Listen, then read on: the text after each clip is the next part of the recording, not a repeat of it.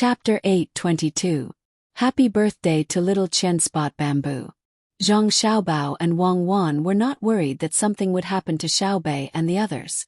Once they returned to the capital of Tang, they would be safe. They could send a few officials to keep an eye on them. Even if they ran to Yaozhou, it would not be a problem. The two of them were now thinking about how to make Tubo and Tujue surrender during the sword meet on Mount Hua, so that Li Longji could find a new target when he was ready to enjoy a peaceful life. Just as they were planning, Kutuyu came in person with a group of generals in the north of Hebei province. It seemed that he could not hold back anymore. He had no soldiers and no one to use when he returned. His position was in danger. However, he suddenly became much more well-behaved. He was no longer the same person he was when he threatened Li Longji. With a respectful attitude, he asked Zhang Xiaobao and Wang Wan, "Provincial Governor Zhang, Adjunct Officer Wang, when can we return to our homeland?" The generals behind him also had the same thought. They had also received news from their homeland that the population was almost gone by Tang. They did not know how much land would be deserted in the spring next year.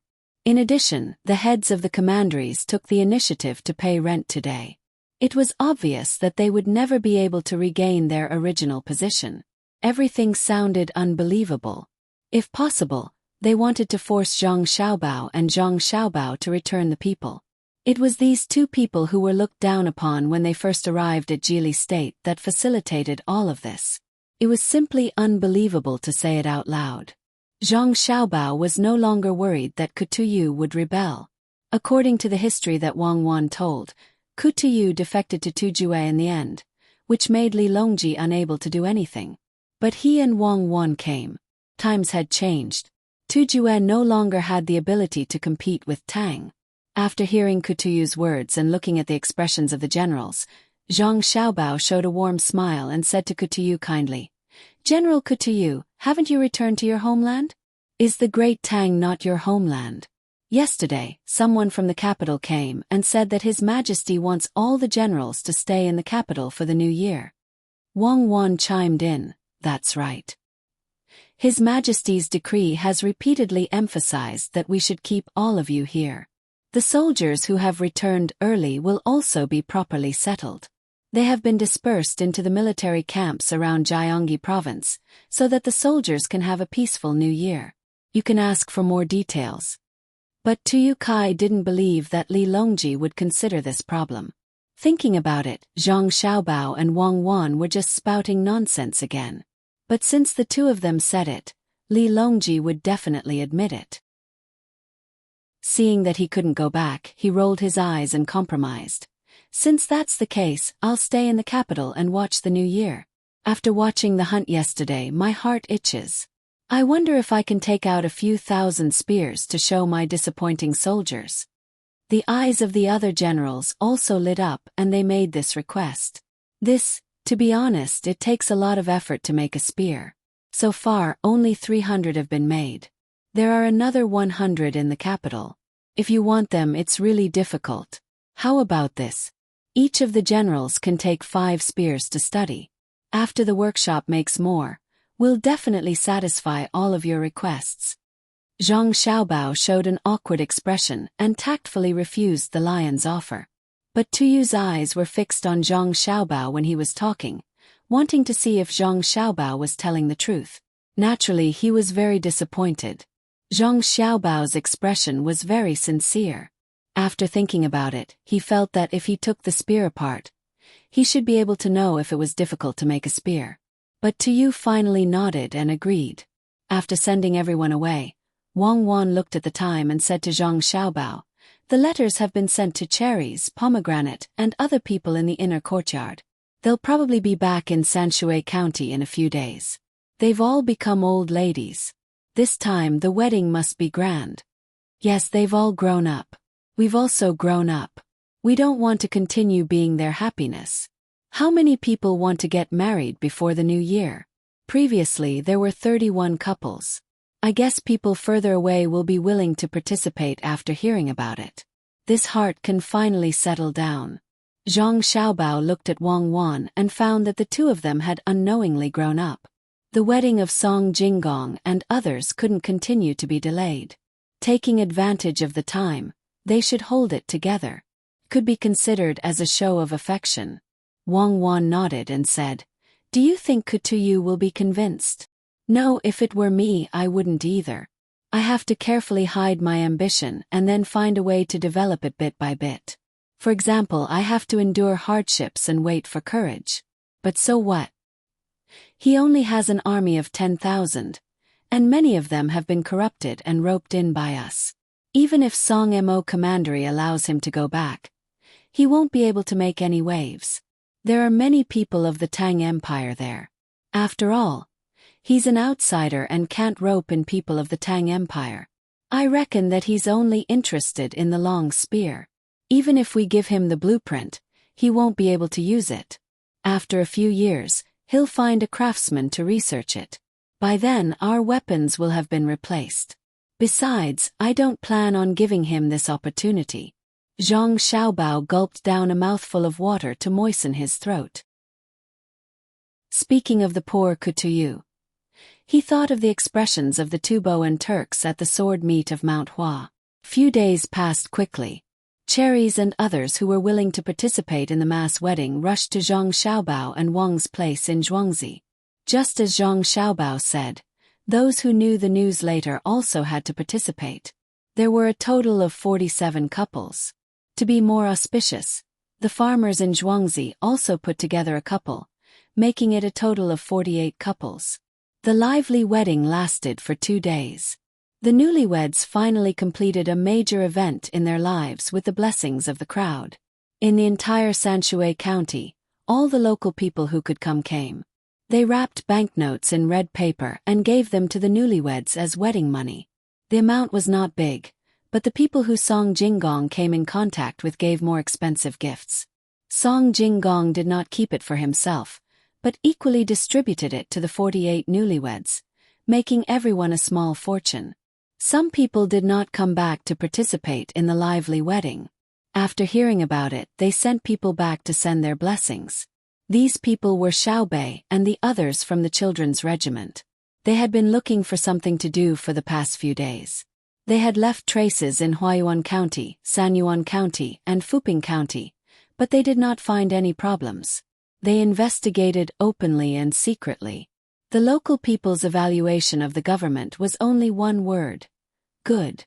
When Xiaobei found He Wei, who was an official here, and asked if there were any officials who were corrupt, bribed, or did not do anything, he received a very regretful answer. No, not a single one.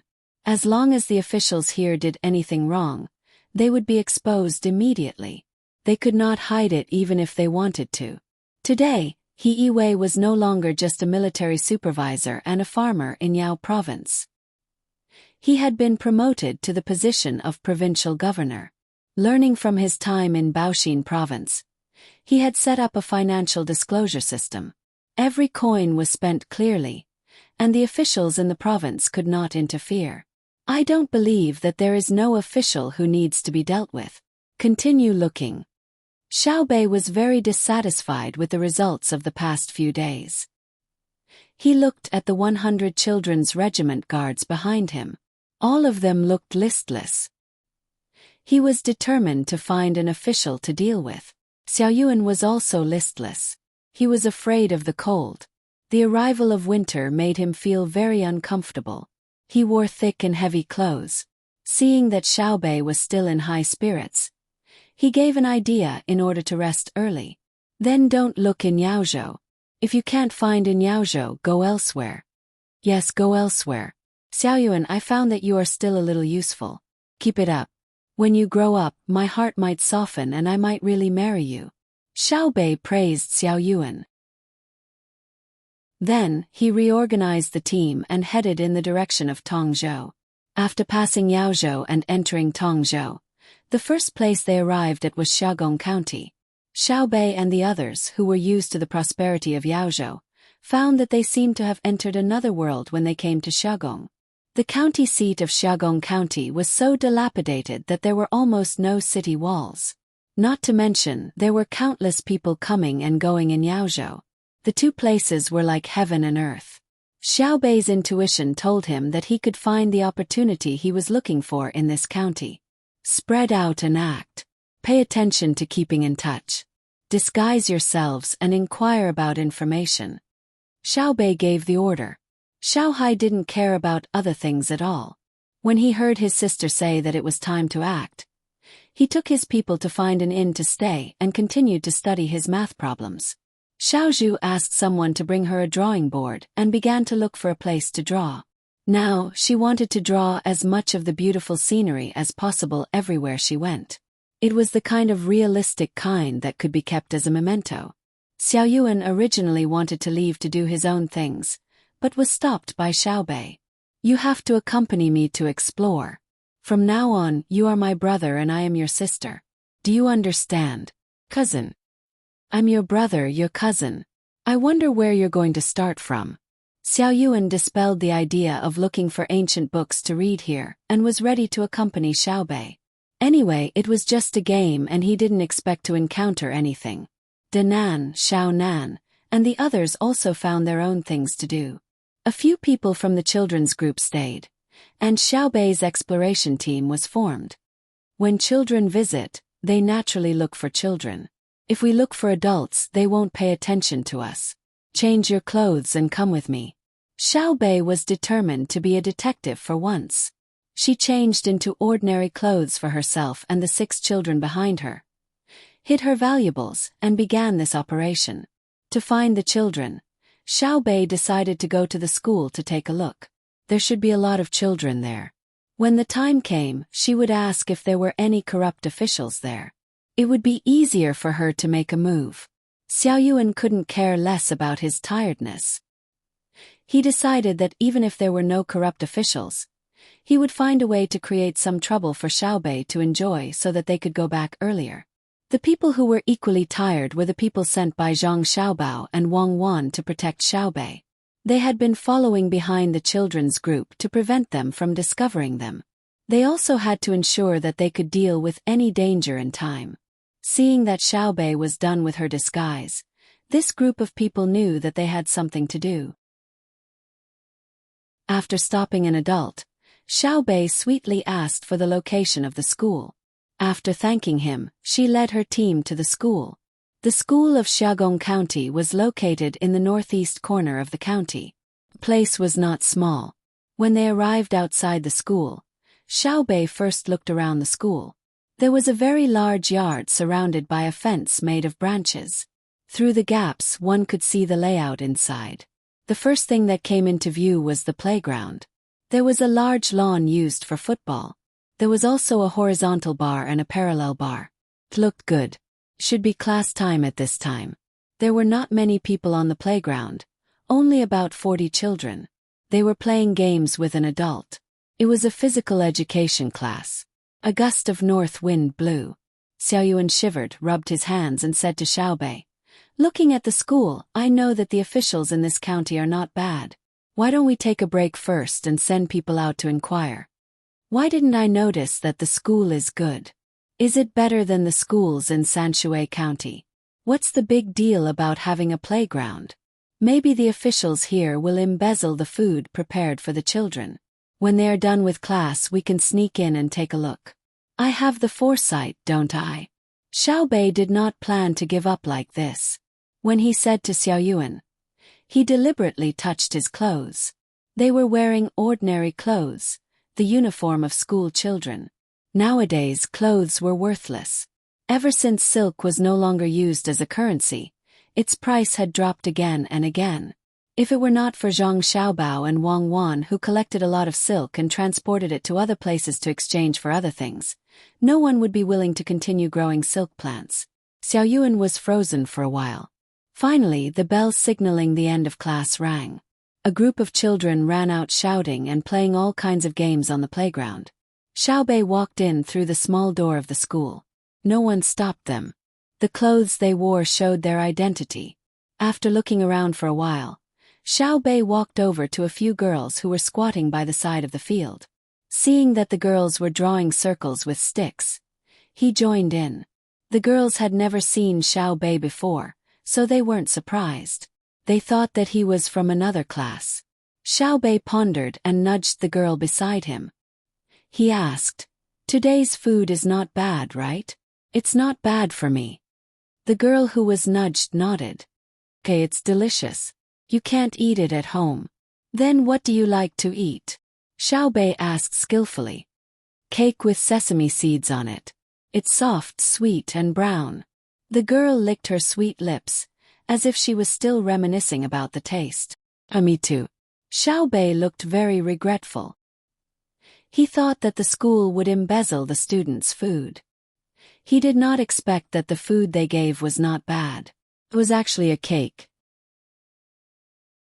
It seemed that the county officials had no problem. He asked unwillingly, "Then what do you like to eat for breakfast?" "Today we ate meat buns and soy milk. The milk was cut off yesterday, so we could only use soy milk to make up for it. The person in charge said that there will be milk again tomorrow. There are also salted vegetables. The shrimp oil on them tastes good." The girl did not have any defensive thoughts.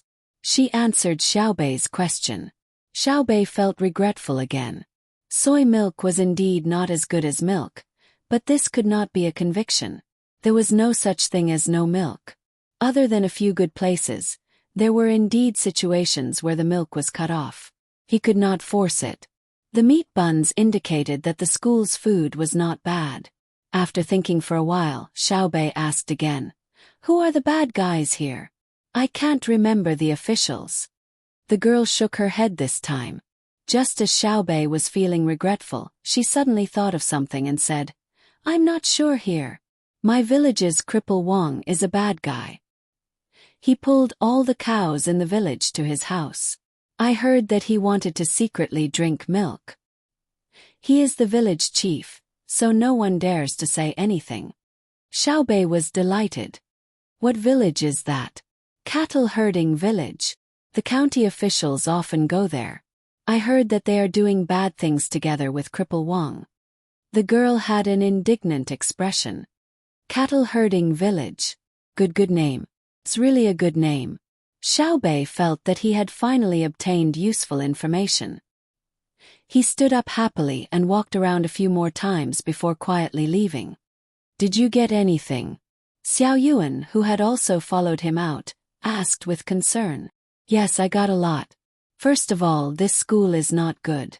We can't enter and leave as we wish. What if a child runs out and gets lost?" Xiaobei, who had come out in a relaxed manner, voiced his opinion. Xiao Yuan, however, did not agree. "Whose child would run out? If there is no one in class, points will be deducted. If points are deducted, there will be less rewards. This does not count. There are other rewards as well. Let's go. Follow me to the cow herding village. Find someone to inquire about the location. Our job is here." Xiaobei no longer cared about the school. He happily pulled Xiao Yuan to meet up with the others. When the wind blew, small snowflakes spun and fell. When they touched the houses and the ground, they immediately melted, adding a trace of coldness and moisture to the air. In the capital, Li Longji, who had finished the court meeting and returned to the courtyard of Xingqing Palace, stood in front of a pile of models. The smile on his face did not disappear. Gao Lisher stood by the side. Seeing that the emperor was in a good mood, he thought of the news that had just been sent back. He said, "Your Majesty, this time when the people from Jiangnan East went overseas, they brought back a lot of good things. Do you want the imperial court to form a large fleet to go over? Although it is a little far." Li Longji was indeed happy. Zhu Zan and Mo Jilian had entered the capital and were ready to be summoned at any time. The matter of etiquette had been discussed. The two of them used the etiquette of a subject and kowtowed to him. This was all thanks to Xiao Bao and Cuckoo. According to the person who sent back the news, the two of them were scared silly during the hunting activity that day. They were very obedient when discussing etiquette. This was not an easy thing to do. After the sword meet on Mount Hua, Tubo and Turkic would officially become one or several provinces of Great Tang. In addition to the news from Luzhou, the people from Jiangnan East had found a large piece of fertile land. There were many plants and animals that had never been seen before. They were sending them to the capital and would arrive in 2 days. For a time, Lu Zhou's people were eager to go out to sea. If they went out to sea again, they would bring along experts to search for oars. Perhaps they could find more oars and bring them back.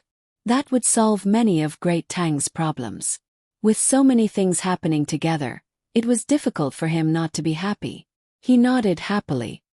The imperial court can send people to follow Lu Zhou's fleet.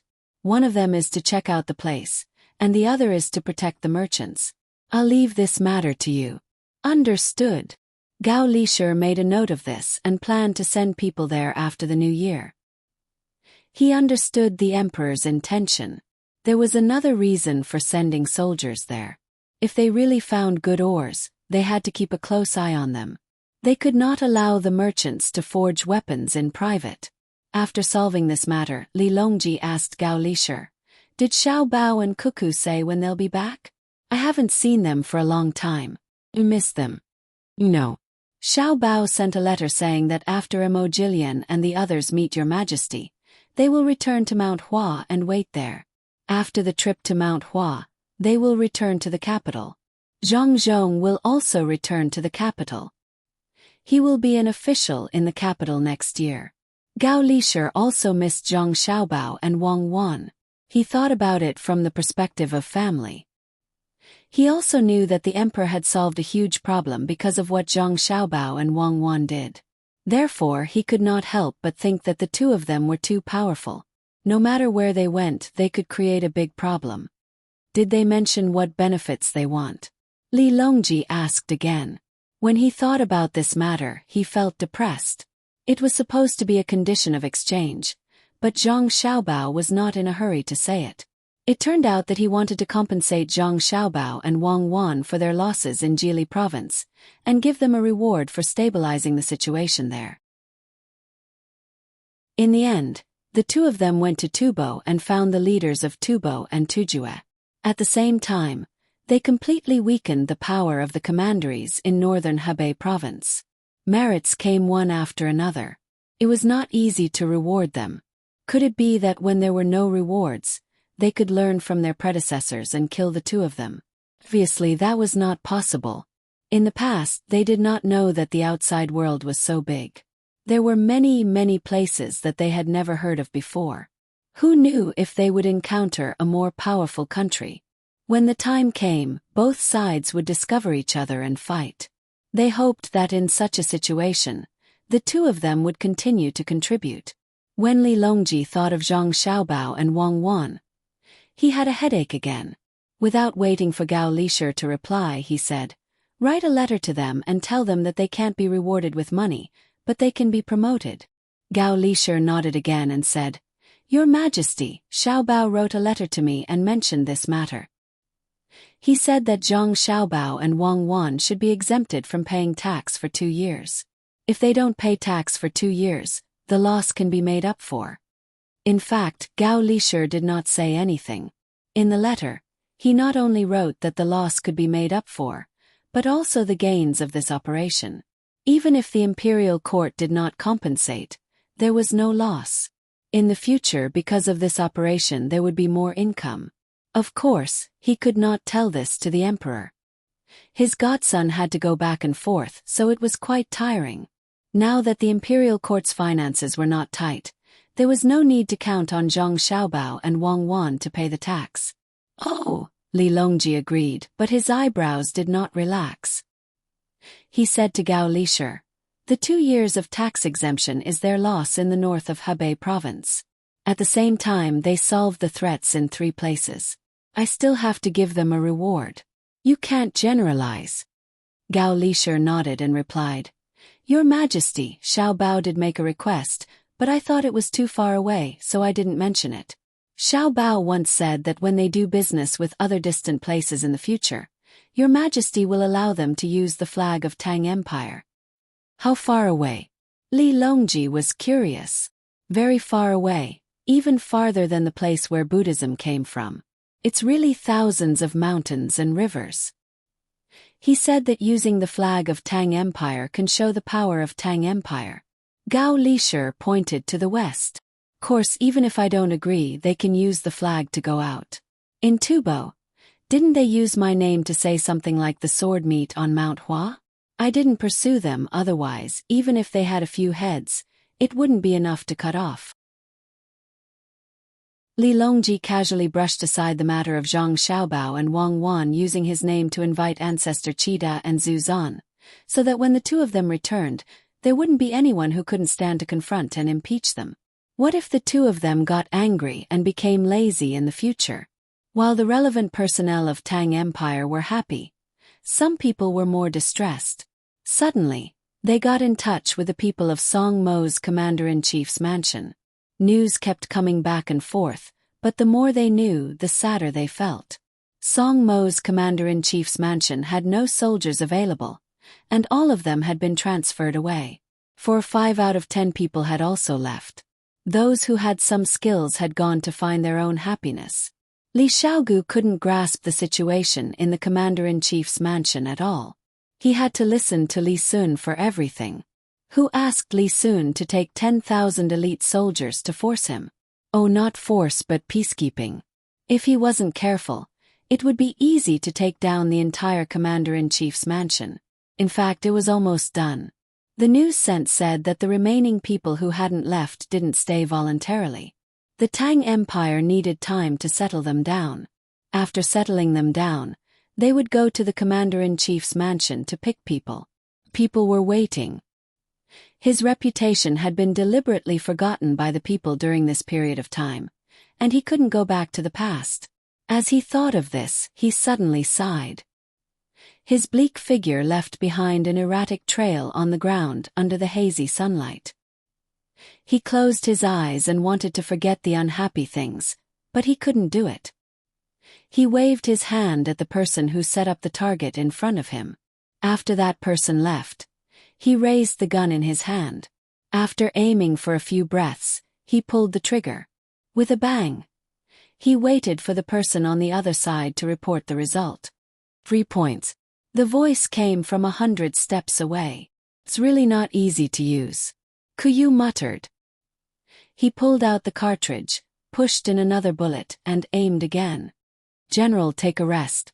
You've already fired 60 bullets. When you wake up tomorrow morning, your arm will hurt. Kuyu's aide beside him advised him in a low voice.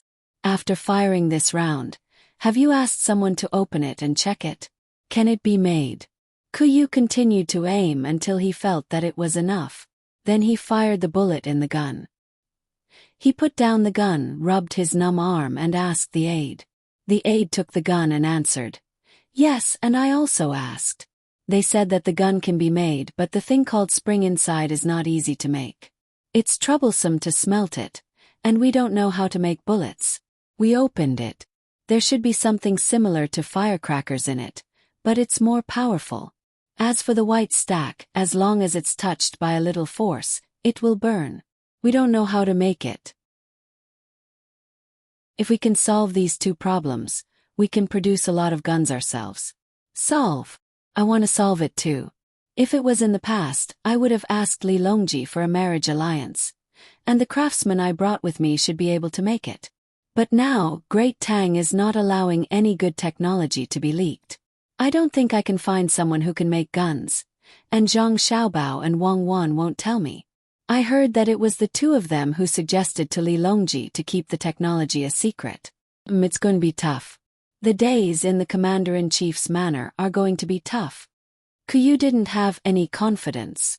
Great Tang's weapons were getting more and more powerful, and there was also the clairvoyance that could see very far.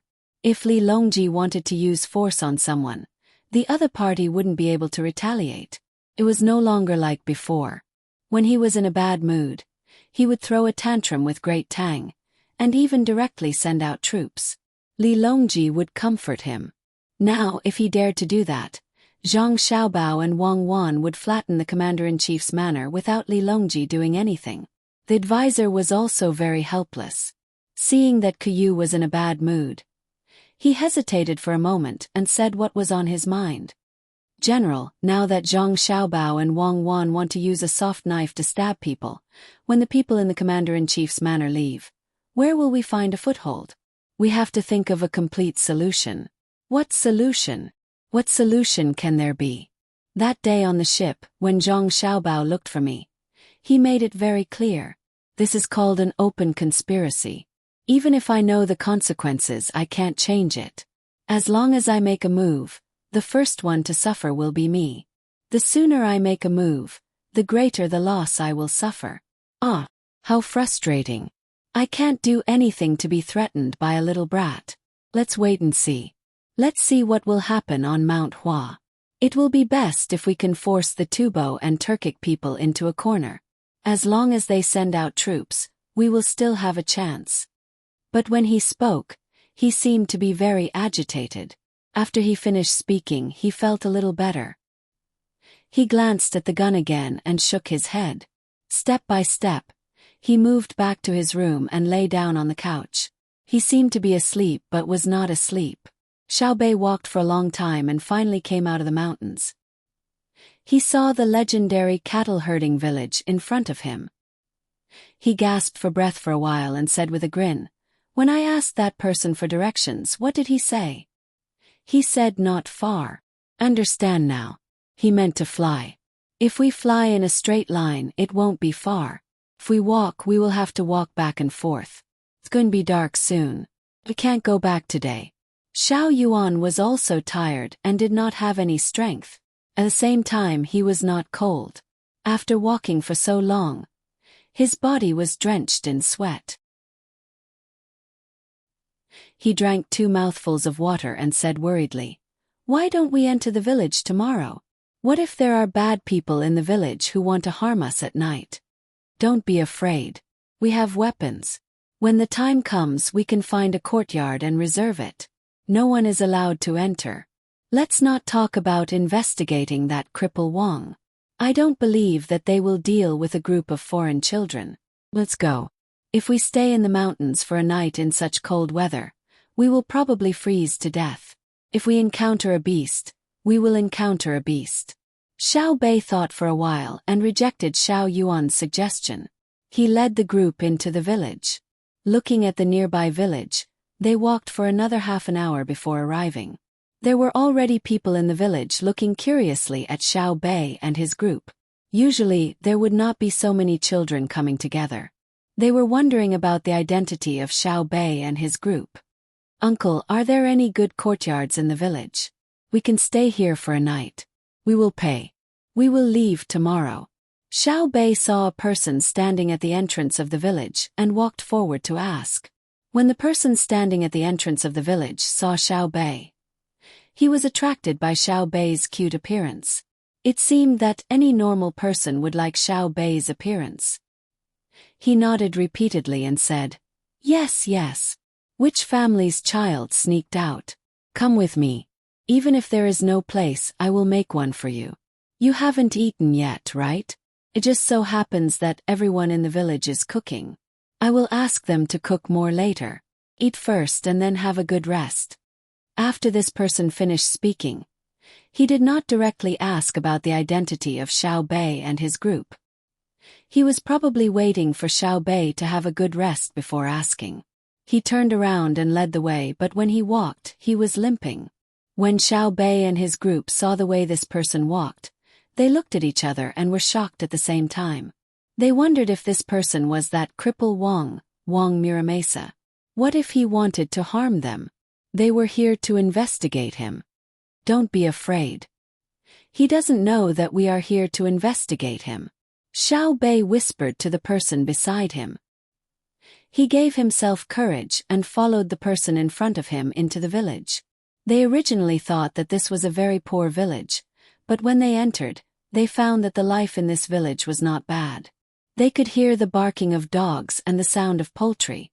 When they passed by a family, they saw 2 pigs that had somehow escaped from their pens and were being chased around in the courtyard by the family. The person scolded the pigs as he chased them. When he saw Xiao Bei and a large group of children, he stopped what he was doing and looked at them curiously. In order to get help at the critical moment, Xiao Bei gave this person a sweet smile. They continued to follow the person in front of them. After walking for more than 100 steps, They finally saw a large courtyard in front of them. It was empty, and the chimney on the house was not smoking. Seemed that no one lived there. Don't be afraid. This is not a haunted house. The original family has moved out and moved to the school in the county to cook for the children. I am the village chief of this village. In a while I will ask someone to come and clean this place. Aya, there are so many children and you can't squeeze in. I will also ask some of the families in the village to cook some good dishes for you. Oh, my surname is Wang. The person leading the way introduced them and then smiled at Xiao Bei and the others. The more he looked at them, the more he liked them. The more Xiao Bei listened, the more scared he became. It was indeed this person. He took a deep breath and tried to calm himself down. He smiled at Wang Mirasheng and said, "Uncle Wang, thank you. We are going up the mountain to play. After we eat we will pay. I think that the adults will come later. We ran a little faster, hee. You don't have to pay. The life in the village is not bad. Since there is a way to raise animals, it is not as difficult as before. Wait for me to call for people." Wang Mirasheng's eyes narrowed even more. He looked at the sky and began to shout at the top of his voice. Sure enough, many people came out of the village. After hearing Wang Mirasheng's introduction, they looked at Xiao Bei and the group of cute children. Each family led a few children, and soon Xiao Bei and the others were led away. Xiao Bei and the others chose the person who looked the most like a good person to follow, hoping that he could help at a critical moment. Just as the group of children was assigned to their families, 12 adults came to the village. These 12 people directly found Wang Mirasheng, revealed their identities, and found a place to stay in the village. Only then did Wang Mirasheng know which family the cutest child was from. He praised her again and again. No wonder she was so sensible. She turned out to be a little girl from the Zhang family in Sanshui County. That was right. He hurriedly went door to door and told them to cook better food. Don't be stingy, in case the children of rich families were not used to the food. After the meal, Xiao Bei and the others took a bath in a large wooden bucket in each of their rooms. After a tiring day, they no longer had the mood to think about the interrogation. They ran to their beds early in the morning and covered their heads with the clean bedding that other people had given them. Then they fell asleep. Early the next morning, when Xiao Bei and the others woke up, they realized that they did not arrange for anyone to keep watch last night. They were scared. After breakfast, Xiao Bei and the group of children gathered again in the courtyard where no one lived. They began to discuss how to investigate the case. I think we should beat around the bush and find a seemingly honest family to ask about Cripple Wang. But even if we ask, we can't immediately arrest him. It's best to send someone with good skills to Cripple Wang's house to see what exactly he is doing with the cow. Xiao Yuan yawned, rubbed his face with his hands, and proposed his idea. Okay, then we'll do it together. A few people will go to Cripple Wang's house to take a look. Be careful, don't get bitten by the dog. Safety first. I'll go and scout for information. We'll split into 2 groups and act. Xiao Bei was very excited. The children's regiment was finally going to show its prowess. This was a big deal. According to the plan, they would split into 2 groups. The rest of the people would wait in the courtyard. Xiao Bei would bring 2 people to the house where she stayed last night. She felt that the house was not bad. The other group would be made up of 5 people with the best skills. Usually, when they were together, these 5 people would climb trees to fish and fish in the water. They were all experts and could be considered the most elite members of the children's regiment. When it came to the critical moment of using an army for a moment, Xiao Bei and the others felt that they should send out the elites to do it and let Cripple Wang experience it. Aunt Wang, I'm here. Xiao Bei led the 2 people to the place where they ate and rested last night and said to Aunt Wang, who was squatting in the courtyard and eating pig food. It's Xiao Bei. It's cold outside. Come in quickly. Are you leaving today? Aunt Wang seemed very happy. She rubbed her hands on her body and beckoned Xiao Bei into the house. Xiao Bei shook her head sensibly. Aunt Wang, you go ahead with your work. I'll just watch. I won't go in. It's not cold outside. I'm wearing a lot. Aunt Wang responded and continued to work. Xiao Bei looked at Aunt Wang and thought for a while.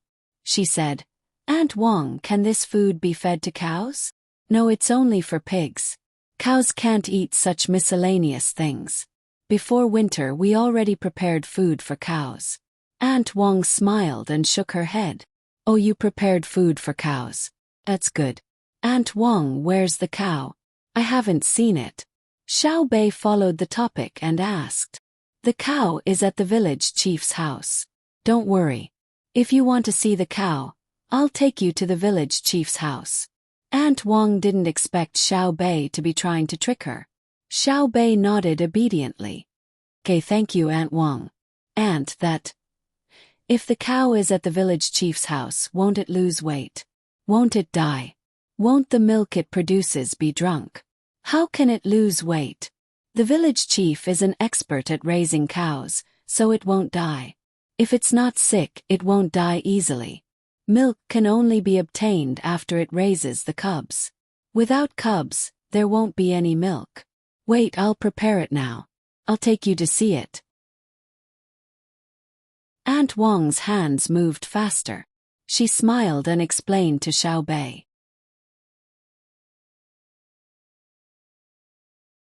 Chapter 8:23.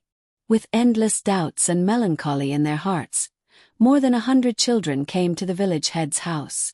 They saw the big courtyard behind the village head's house and the cows living happily in the courtyard. The mistake brought by the information made the little guys fall into an extremely low self-confidence. The 5 elite members who had climbed into the courtyard with great difficulty were so scared by the dogs that they didn't dare to move. They stood there with pursed lips, waiting for the punishment that was about to come. "We ran so far for nothing, and we actually made a mistake. If I had known, I would have stayed in Sanshui County and wasted so much effort to come here. I'm as tired as a calf. It's not worth it at all." After Xiao Yuan lost her excitement, she suddenly found that the weather was getting colder. She hugged her arms tightly and muttered in a low voice. Little Hai was still as calm as before. Xiao Zhu very naturally took down the drawing board she was carrying on her back and began to look for inspiration among the herd of cows. The pair of twins, Big Man and Little Man, tacitly placed a flower in the corner that had not withered for some reason in the winter. Zhang Chong, Zhang Gang, and Zhang Fong began to talk in a low voice, comparing the difference between the mountain in cattle herding village and the mountain in their home. Xiao Bei, the initiator of the incident, felt a great deal of pressure. She felt that she had to bear all the responsibility for the carelessness of the plan and the failure of the operation. "Do I have to pay for the expenses as well?" Xiao Bei looked at Wang Cuanjing's warm smile and the harmonious scene when the cows huddled together. She always felt that 100 guards were looking at her from the corner of her eyes. Wang Cuanjing already knew why Xiao Bei and the others had come here, so he was not angry at all. He looked at the group of children with eyes full of kindness and began to introduce the experience of raising cows to Xiao Bei and the others, combining the methods of the Zhang family and the local environment. In only 3 years, the village had more than 20 calves, and none of the older ones had died unexpectedly. When rearing cows in winter, they had to pay attention to fatten up and nourish their bodies.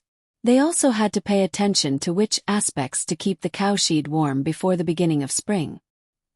He spoke in detail, and in his words, he always inadvertently praised the technical support provided by the Zhang family and the Wang family to the cattle industry in the village. Xiao Bei blinked and listened attentively, as if he wanted to minimize the consequences of a wrong plan. At noon, more than 100 children ate chicken stewed with mushrooms and a few large pancakes in the village. When the sun was high in the afternoon, they bid farewell to the villagers who warmly treated them farewell. Ignoring the villagers' refusal, they left the money for their food and embarked on their return journey. "Let's stop what we're doing and make a conclusion." After returning to the town, they booked a large courtyard in an inn. Xiao Bei had been cooped up in the house for more than 2 hours. When he came out, he began to worry about the members of the children's troop. He wanted to hold a summary meeting. Although the mission had failed, the bodyguards still had to listen to Xiao Bei's orders. Xiao Yuan was afraid that Xiao Bei would not be able to recover from this setback after receiving such a blow, so he stood guard beside Xiao Bei's room for more than 2 hours. When he saw that Xiao Bei's complexion was still quite good when he came out, he moved closer and comforted him softly. Xiao Bei, don't be afraid. Our brother and sister said that failure is the mother of success. When have I, Xiao Bei, ever been afraid? Xiao Yuan, this thinking of yours is wrong. Wrong. How did we fail? Everyone come over and talk. Let's talk about the results of our investigation in the cattle herding village regarding the implementation of cattle herding techniques. I will first make a statement. I think that the Zhang family and Wang family did a good job in the dissemination of technology. At the very least, a remote place like the cattle herding village accepted our theory. Furthermore, according to the local environment and local conditions, they came up with a reasonable method of cattle herding in winter. It's worth promoting, but we can't be too rash. We have to let people from other places understand the importance of different environments. This time, the members of the children's troop were very successful. The members of Xiaohai's troop provided effective help to the group in terms of calculations. The members of Xiaozhu's troop recorded the detailed information that needed to be expressed using graphics along the way. The members of Xiao Yuan's troop cited classics to let us feel the elegance of various places in the Great Tang. There were also the members of Xiao Chong's troop who gave timely and reasonable suggestions during the mission and used facts to prove the correctness of their suggestions. Of course, there were also the 100 guards from the Zhang family and Wang family.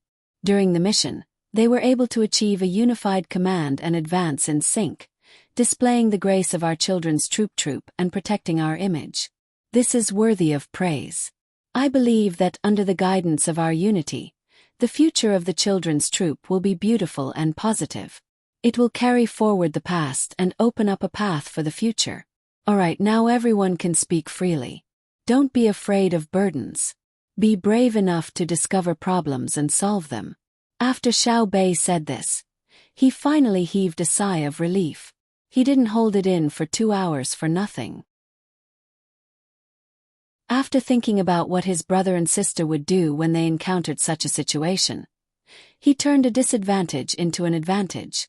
After hearing his sister's words, Xiaohai, who didn't care about other things, revealed an expression of disbelief for the first time. The faces of the boys were filled with worship.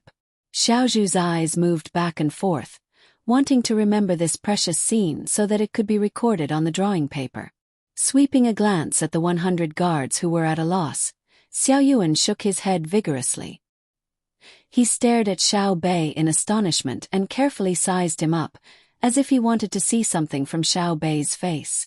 Ha ha ha ha. On the road in Huayuan County, Zhang Xiaobao, who was waiting for his brothers and sisters to return, couldn't help but laugh out loud when he heard the words of the people who were sent to protect him.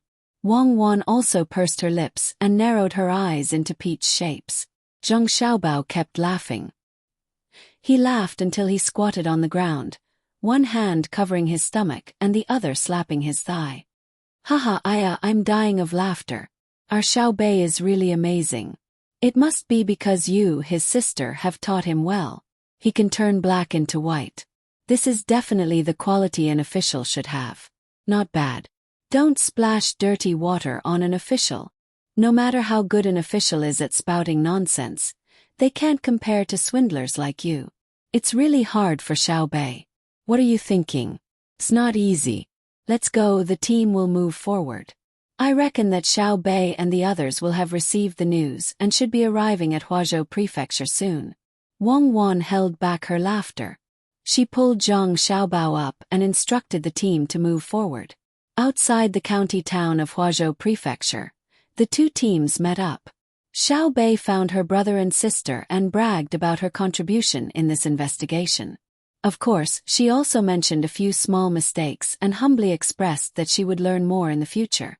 Zhang Xiaobao praised Xiao Bei and the others for their hard-working spirit and acknowledged the results obtained by the children's regiment. He also encouraged them to continue to work without fear of difficulties in the future. As for the small mistakes in the operation, he also gave them guidance. In the end, he waved his hand and reimbursed all the funds for this activity. He also allocated an additional sum of funds to solve the financial difficulties of the children's regiment. The team continued to move forward. They were not far from Huaiyuan County. To be precise, they were within the borders of Huaiyuan County. The news sent from Beijing showed that Li Longji was also on the road. Because there were people from the surrounding countries, the ceremonial guards were all out. The team was relatively large, so it would probably take a few days to reach Huaiyuan County. Naturally, Li Longji also praised Zhang Xiaobao and Wang Wan in his decree. This was all because Zhu Zan and Mo Lian had used the courtesy of a subject in the court. There was no need to mention the other places. The people sent by Japan to present the tribute and the people sent by Silla also used the courtesy of a subject. As for whether they were convinced or not, it didn't matter. After another 3 days, Zhang Xiaobao and Wang Wan, who had reached Huaiyuan County, began to make the final adjustments and arrangements. They wanted to give the people from the surrounding countries an unforgettable impression. They had to look at all the key places. Xiao Bei, who had re-established her position in the regiment, became more mature in theory after a few days of learning by her brother's side. She led more than 100 people to continue carrying out her orders. Heavy snow fell. The team coming out of Beijing had to slow down. Looking at the snowflakes floating outside, Li Longji was clearly in a good mood. He took a sip of the tea in his cup and tasted it carefully. He said to Gao Lishir, who was waiting beside him, "It's another good year. There won't be a drought here next year. How are the preparations on Xiao Bao's side?" "Your Majesty, the letter says that everything is ready. We're just waiting to scare the people from the surrounding countries. There's also a letter from home. Says about Xiao Bei and the others. Your Majesty, do you want to take a look?" Gao Lishir couldn't help but laugh when he thought about what Xiao Bao said in the letter.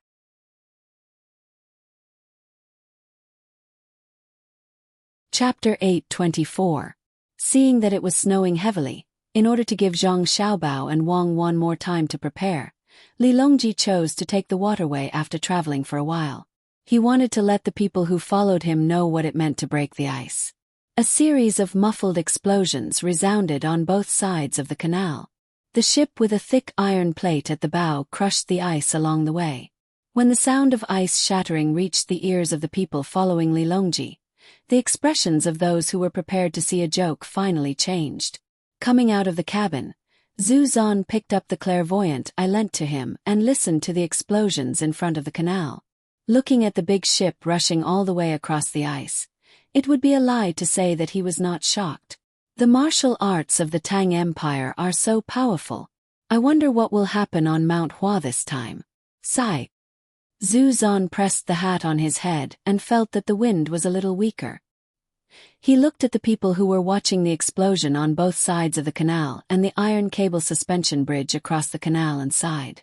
Princess Jincheng, whose complexion had obviously improved, stood beside Zhu Zan and looked around softly. When she heard Zhu Zan's words, she raised her eyebrows slightly and said softly to him, "Zanpu, why don't we go back to Tubo and learn from the situation on the Yellow River here? We can build a few iron cable bridges there to make it convenient for people to travel." "I also want to do that," Zhu Zan replied to Princess Jincheng. Princess Jincheng did not say anything more. She understood what Zhu Zan meant. In terms of iron smelting technology, Tubo was not as good as the Tang Empire. Even if they wanted to build an iron cable suspension bridge, there was no suitable iron ring to use. Moreover, it was not easy to find stones to make the pillars of the bridge. Large pieces of copper and iron were not enough to make them. Iron for weapons was even more scarce. As for cement, the Zhang and Wang families did not sell it to outsiders. The cement used in the Tang Empire, even if they paid for it, had to be watched by the people sent by the Zhang family and Wang family before they could build it. Who knew how many people who wanted to get the cement hated the Zhang family and Wang family? A burst of children's laughter attracted Princess Jincheng's attention. She raised her thousandly eyes and saw a group of children flying kites on the southern bank of the canal. It was supposed to be a spring kite, but in the winter it still made people happy. Taking a closer look, the kite was not made of paper, but pink silk cloth. A large bird that looked like a phoenix was flying in the wind, its long tail swaying gently, adding a touch of gorgeous color to the snowy scenery. A child wearing gorgeous clothes, under the protection of a servant, happily released and retracted the string of a kite.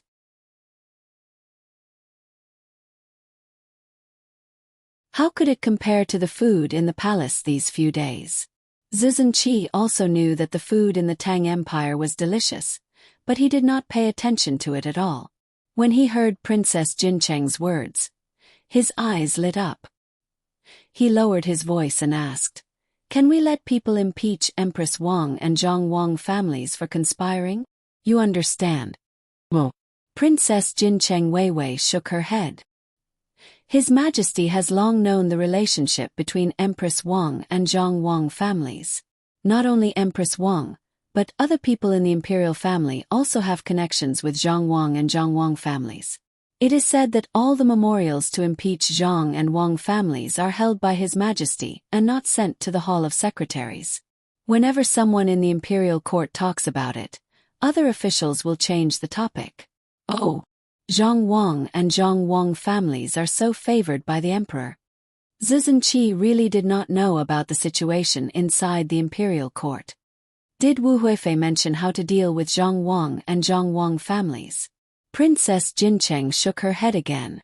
No, I even asked Zizhen about countermeasures. I heard that Wu Huifei has already made a move against Zhang Wang and Zhang Wang families. Every time it ended in failure. Now she is just complaining.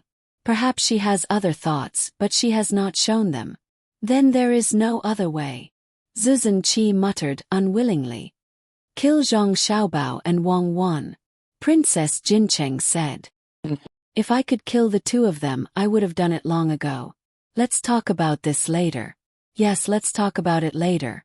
Zizhenqi temporarily dismissed the idea of directly dealing with Zhang Xiaobao and Wang Wan.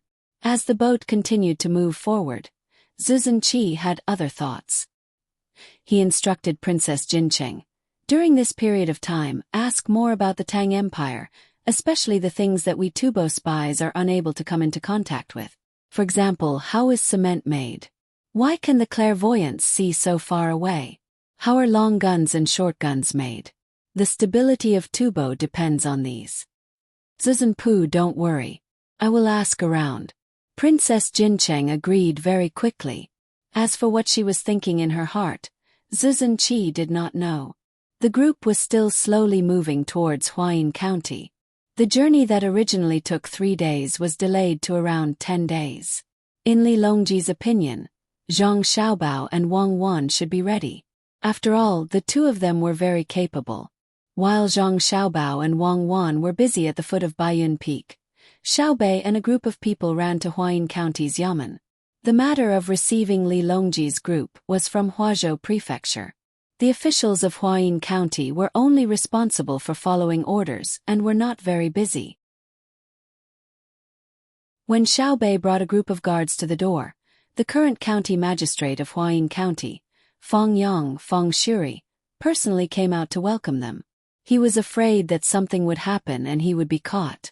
All the officials near the capital knew that Zhang Xiaobao and Wang family had 9 children. They also knew the extent of the 9 children's power. They could not be targeted by them when the emperor was coming. Feng Yang, who was carefully receiving the guests, thought that nothing would happen. Who knew that as soon as they entered the yamen, Xiaobei looked around and found a problem. County Magistrate Feng, why don't I see a place specially used to receive the common people? When the common people come, do you want them to wait outside? It's fine in the summer. When it's hot, they can find a cool place to hide. Can they also find a warm place in the winter? Where is the reception fee given by the imperial court every year? Xiaobei did not find a place for the common people to rest and eat. She reached out and pulled Feng Yang's sleeve. She looked up and asked. She blinked her cute big eyes, which made Feng Yang feel depressed. No matter how cute Xiaobei was, she became a demon in Feng Yang's eyes. She touched a sore spot. Was there a need to ask? If the annual share was really used on the common people, wouldn't the yamen lose income? who didn't need money when they went out to do things. Do you really think that you don't need to worry like the Zhang family? Although he was thinking about it, he couldn't say it out loud. Feng Yang tried to force a smile and replied to Xiao Bei. Lord Zhang, you may not know, but there are many people in Huayin County who dislike work. They don't work and only want to live a peaceful life. The Yamen has set up a special reception area for them, so they come to the Yamen to eat and drink. That's why the Yamen removed the reception area. Dislike work. What do you mean? Xiao Bei turned to look at Xiao Yuan. They like to live a peaceful life but don't want to work.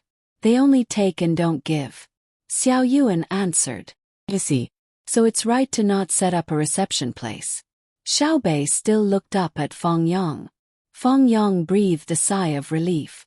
Lord Zhang is right. Then why isn't there such a person in Sanshui County? County Magistrate Feng is an official. Isn't he educating the people to do good and do good things? Instead, he's just a bystander who doesn't do anything. This is called not doing anything. Xiao Yuan, write a memorial and wait for Her Majesty to come. Xiao Bei's words scared Feng Yang so much that his heart almost jumped out of his mouth. He looked at the other 8 children's expressions and didn't know what to do. If they really wrote a memorial, he was finished. Who didn't know Her Majesty's attitude towards the 9 children? Not to mention that the Yamen wasn't that clean. Even if it was done well, wouldn't it be able to find a problem if they wanted to investigate? Feng Yang didn't know what to do. The registrar accompanying him was even more scared. There were some problems with his accounts. Although there weren't many discrepancies, once it was found out, it would be a serious crime. At the very least, he would be dismissed. After hearing Xiao Bei's suggestion and looking at the 9 children, he felt that no matter how he looked at them, they were very detestable. Why were they so troublesome? Did they not understand the difficulties of the local government? Thinking was thinking, but he still had to say, Lord Zhang, it's not easy to run a county. Just listen to Lord Zhang and immediately set up a room to receive the people. There's no need to write a memorial, right? Xiao Yuan frowned. If the higher-ups investigate, the subordinates will work.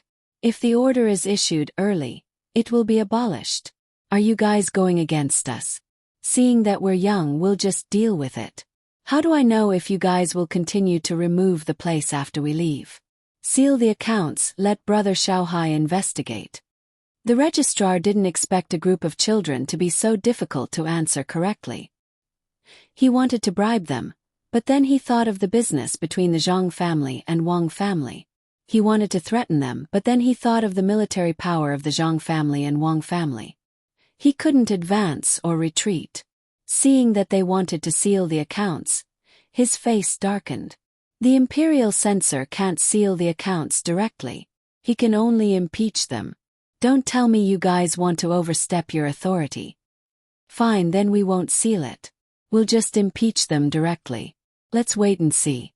Xiao Bei, why are we still going inside? What if they want to kill us? Let's go and find brother and sister. Xiao Yuan pulled Xiao Bei with a cold face and turned to walk outside. Xiao Bei was stunned for a moment before she reacted and nodded.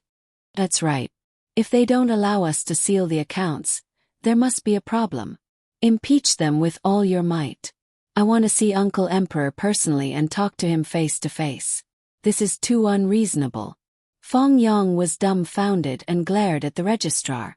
The registrar's head buzzed and his vision turned black. He paused for a few breaths before he recovered. He knew that if he really let Xiao Bei and the others leave, he would be finished.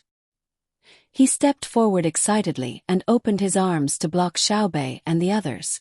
Let's talk nicely. Don't be in a hurry. Let's go inside and talk. Oh no, they want to do something to us.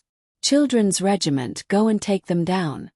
Xiao Bei was worried about how to deal with this matter properly and didn't have a chance. Seeing that someone dared to stop her, she had an excuse. She shouted loudly and looked scared. As soon as Xiao Bei shouted, 10 of the most stable children in the children's regiment took out their pistols and aimed at the group of people in the yamen. The people in the yamen all stopped moving. They knew what the other party was holding. Although the Yamen had applied for it, the imperial court didn't give it to them. However, they knew the power of this thing very well. It wouldn't be good if it hit them. Humph, do you think I'm not prepared? I just applied for it from brother and sister. Just in time. I'll kill whoever dares to touch it. Xiaobei clapped her hands and walked out excitedly. She had a smug look on her face, indicating that she had foresight. The 10 children holding the pistols were more nervous. They had practiced shooting before, but this was the first time they were facing people. They held the pistols tightly with both hands so that they could bear the recoil when they fired. It wasn't easy to be able to practice shooting. When Zhang Xiaobao said to let the children practice shooting, Wang Wan was worried that the children couldn't bear the recoil. It was Zhang Xiaobao who said, "Children in war-torn places shoot with AKs and rocket launchers. What can our children do with pistols?" They weren't allowed to carry guns usually. It was Xiaobei who applied for it after she came back from the cattle-herding village. Only 10 pistols were given to the most stable children. The people in the Yamen restrained them. The other children took out handcuffs and prepared to handcuff them one by one. At this moment, the county magistrate of Huayin County was a little far away. He was moving closer to the wall. "You stop. What do you mean? Why are you running? Do you have a guilty conscience?" Xiaobei, who was proud of herself, suddenly realized the situation. She pointed at the county magistrate and shouted. The county magistrate and other officials turned their heads at the same time and looked at the county magistrate in surprise. They were puzzled. "No, I'm not running. I'm going to get the rope." "Yes, get the rope." The county magistrate was still moving as he spoke. "Haha, catch him quickly. If he dares to run, shoot him." "I didn't expect that. It's just a small crime of being greedy. Even if we investigate, we won't be able to trace it back to him. He's just going to be exiled, but he's actually afraid of being caught. What does this mean?" Yes, what does this mean? Everyone was thinking in their hearts. It means that what he has committed is a capital crime. Go F***ck this guy. Xiaobei answered himself and commanded the children's group to rush forward. The county magistrate stopped for a while. Just when everyone thought that he was going to be caught, he suddenly started running towards the inside. Bang! A child with a gun in his hand pulled the trigger. The county magistrate's leg was wounded and he fell to the ground with a plop. He was pressed down by a group of children and handcuffed. They lifted the county magistrate's clothes to cover his head and dragged him to Xiaobei. "Let's go and find my brother and sister. County Magistrate Fong, let's not pursue the other matters in the Yamen for now. Come with me." Xiaobei had made a greater contribution and did not care about the small matter in Huayin County. Yes, we'll go now. Guards, help Lord Zhang to detain the county magistrate." "Thank you so much, Lord Zhang. Thank you so much." Fong Yang was grateful to the county magistrate who was caught. He quickly agreed and asked the Yamen runners to detain the county magistrate whose leg was still bleeding. He followed Xiaobei and the others to the foot of Mount Hua. When Li Longji arrived at the foot of Mount Hua, the first thing he did was to catch the person sent by the Blackwater Commandery. The Blackwater Commander-in-Chief's mansion was further north than the Bohai Commander-in-Chief's mansion. Zhang Xiaobao and Wang Wan's sphere of influence did not reach there. Although they had already acknowledged them and were willing to pay the tax, they had all kinds of excuses to set the tax amount very small. More importantly, there were many mountains and forests, and the road was very steep. The county magistrate who was caught by Xiaobei in Huayin County was sent by the Blackwater Commandery. He had been undercover for a long time. Zhang Xiaobao and Wang Wan tested almost all the interrogation methods they knew on him.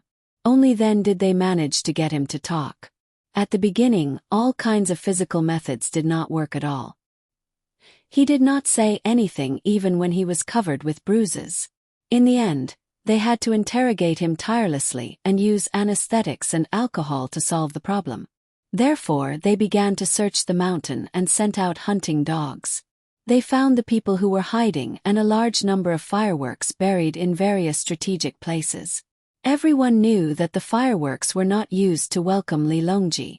After capturing them, he sent an imperial edict to Li Sun, who was still at the Songma commander-in-chief manor, ordering him to mobilize 20,000 elite troops in Jili Prefecture, plus 10,000 of his own troops, and to gather 50,000 porters to attack the Blackwater commander-in-chief manor. The 20 gunboats guarding the Bohai Sea commander-in-chief manor also took advantage of the fact that the Bohai Sea Bay was not frozen to sail up the coast, intending to storm the Blackwater commander-in-chief manor. The people from the surrounding countries who had accompanied Li Longji all understood that Li Longji had dispatched such a large force. One reason was that he truly wanted to flatten the Blackwater commander-in-chief's manor, and the other was that he wanted to show off the might of the great Tang to them. "Hello, Uncle Emperor." After Li Longji landed at the foot of Mount Hua, Xiao Bei and the others came looking for him. They didn't care if there were people from other countries present. They didn't call him Your Majesty, nor did they mention their status as subjects. They just smiled and approached Li Longji to greet him. Perhaps because he was in a good mood, Li Longji found Xiao Bei more adorable. He picked her up and put her on the dragon chair beside him. He touched her head and said, "Good, good. Xiao Bei, you made a great contribution again. Tell me, what reward do you want?" Xiao Bei smiled shyly.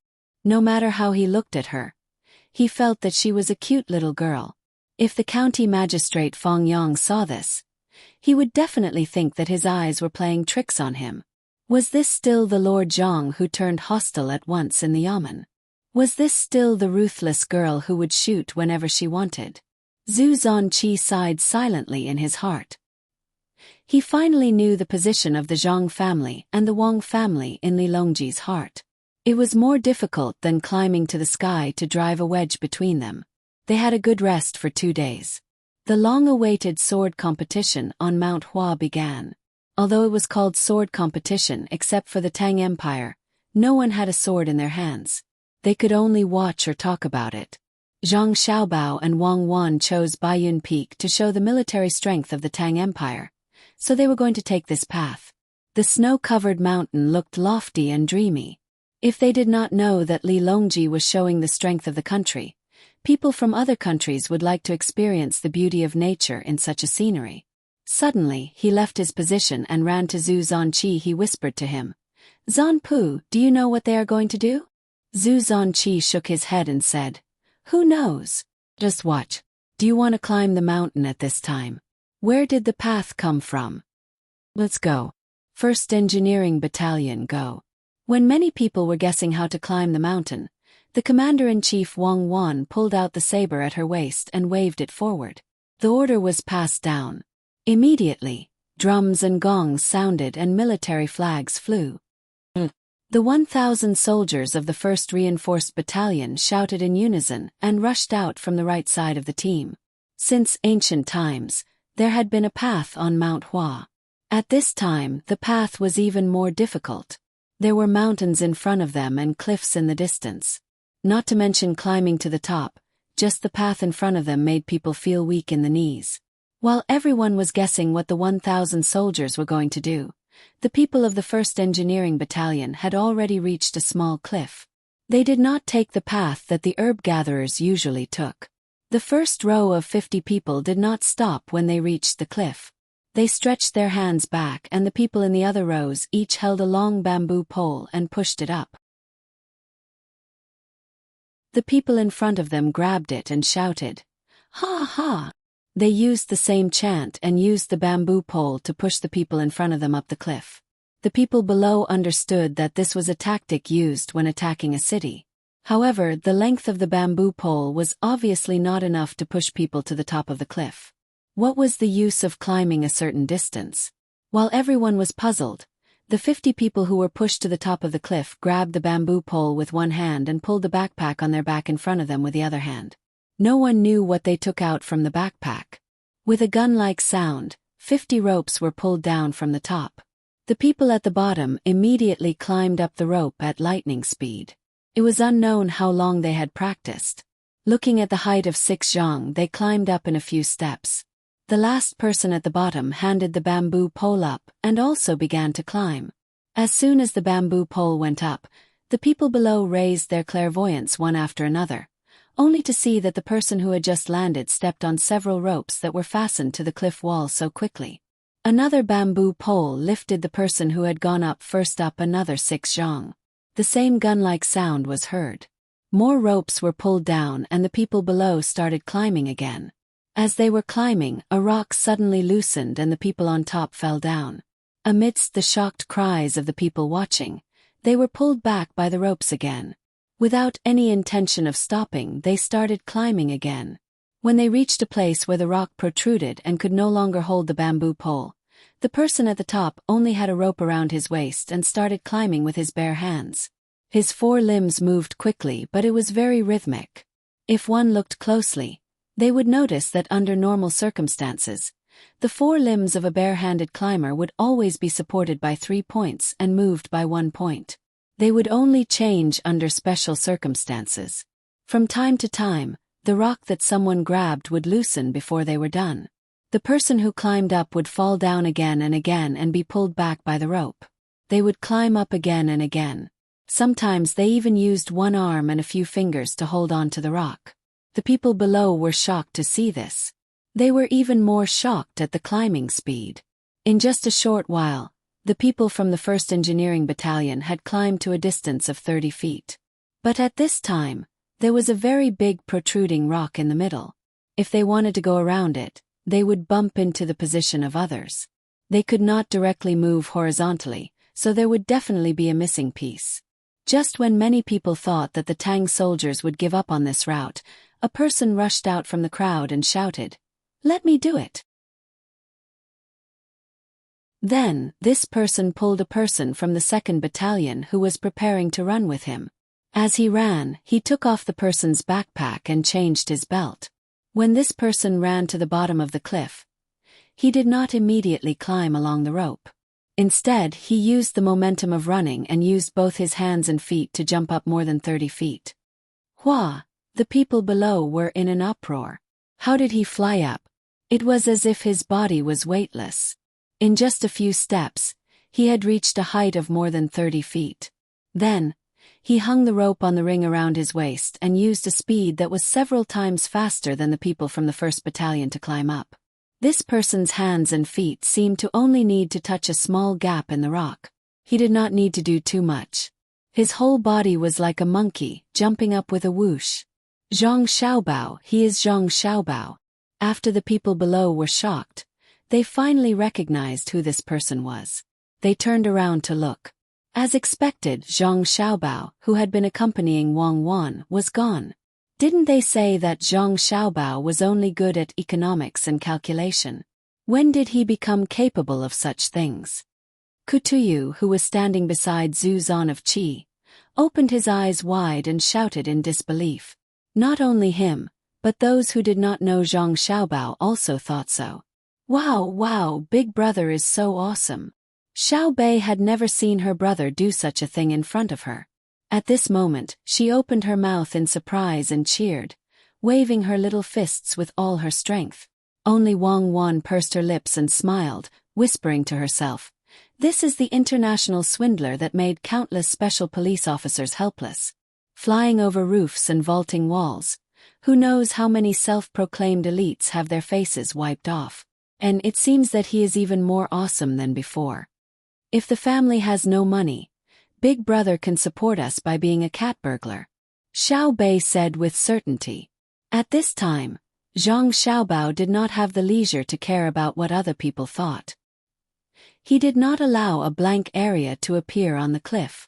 In the shortest time possible, he came to the protruding rock, paused for a moment, and looked up at the lines under the rock. Then, under the exclamations of the people below, he suddenly jumped up and did a forward flip. Halfway through the movement, he took out an item from his backpack. His feet suddenly stretched out, and he stepped on the cliff in front of him. His body flew out parallel to the bottom of the protruding rock. Just as his head was above the protruding rock, he stretched his hands forward, and the object in his hands just happened to hit the protruding rock. With a sound, his body fell down. Just as he fell for a distance of 3 meters, his arms wrapped around the rope that was just nailed to the rock. Then he swung forward and his feet once again stepped on the spot where he just stepped. His body flew away from the cliff, but the rope in his hands did not loosen. Using this time's strength, he stretched his legs, exerted strength in his waist, and drew an arc. Under the pull of the rope, he hit the outermost protruding rock. He grabbed with one hand, and his legs did a horizontal split. His hand buckled forward, and his hand loosened and pulled again. When he stopped, his whole body was already standing on the rock. With a sound, a rope was pulled down for the people below to use. People below were stunned. Gao Lishir stood up from the chair and began to look at his adopted son again.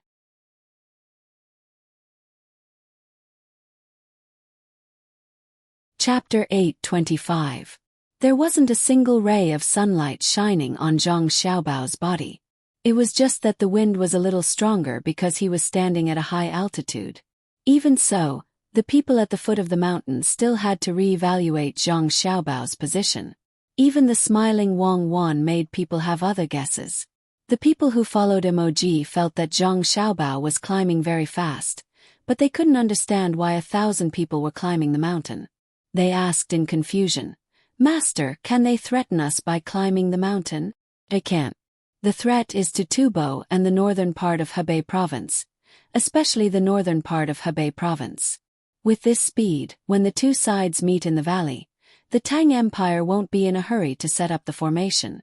Instead, they will climb the mountain. When the others rush over, they will be greeted with a rain of arrows. No, a rain of bullets." Emoji estimated the time and explained to the people around him. When he looked at Zhu Zan of Cheetah on the left, there was some pity in his eyes.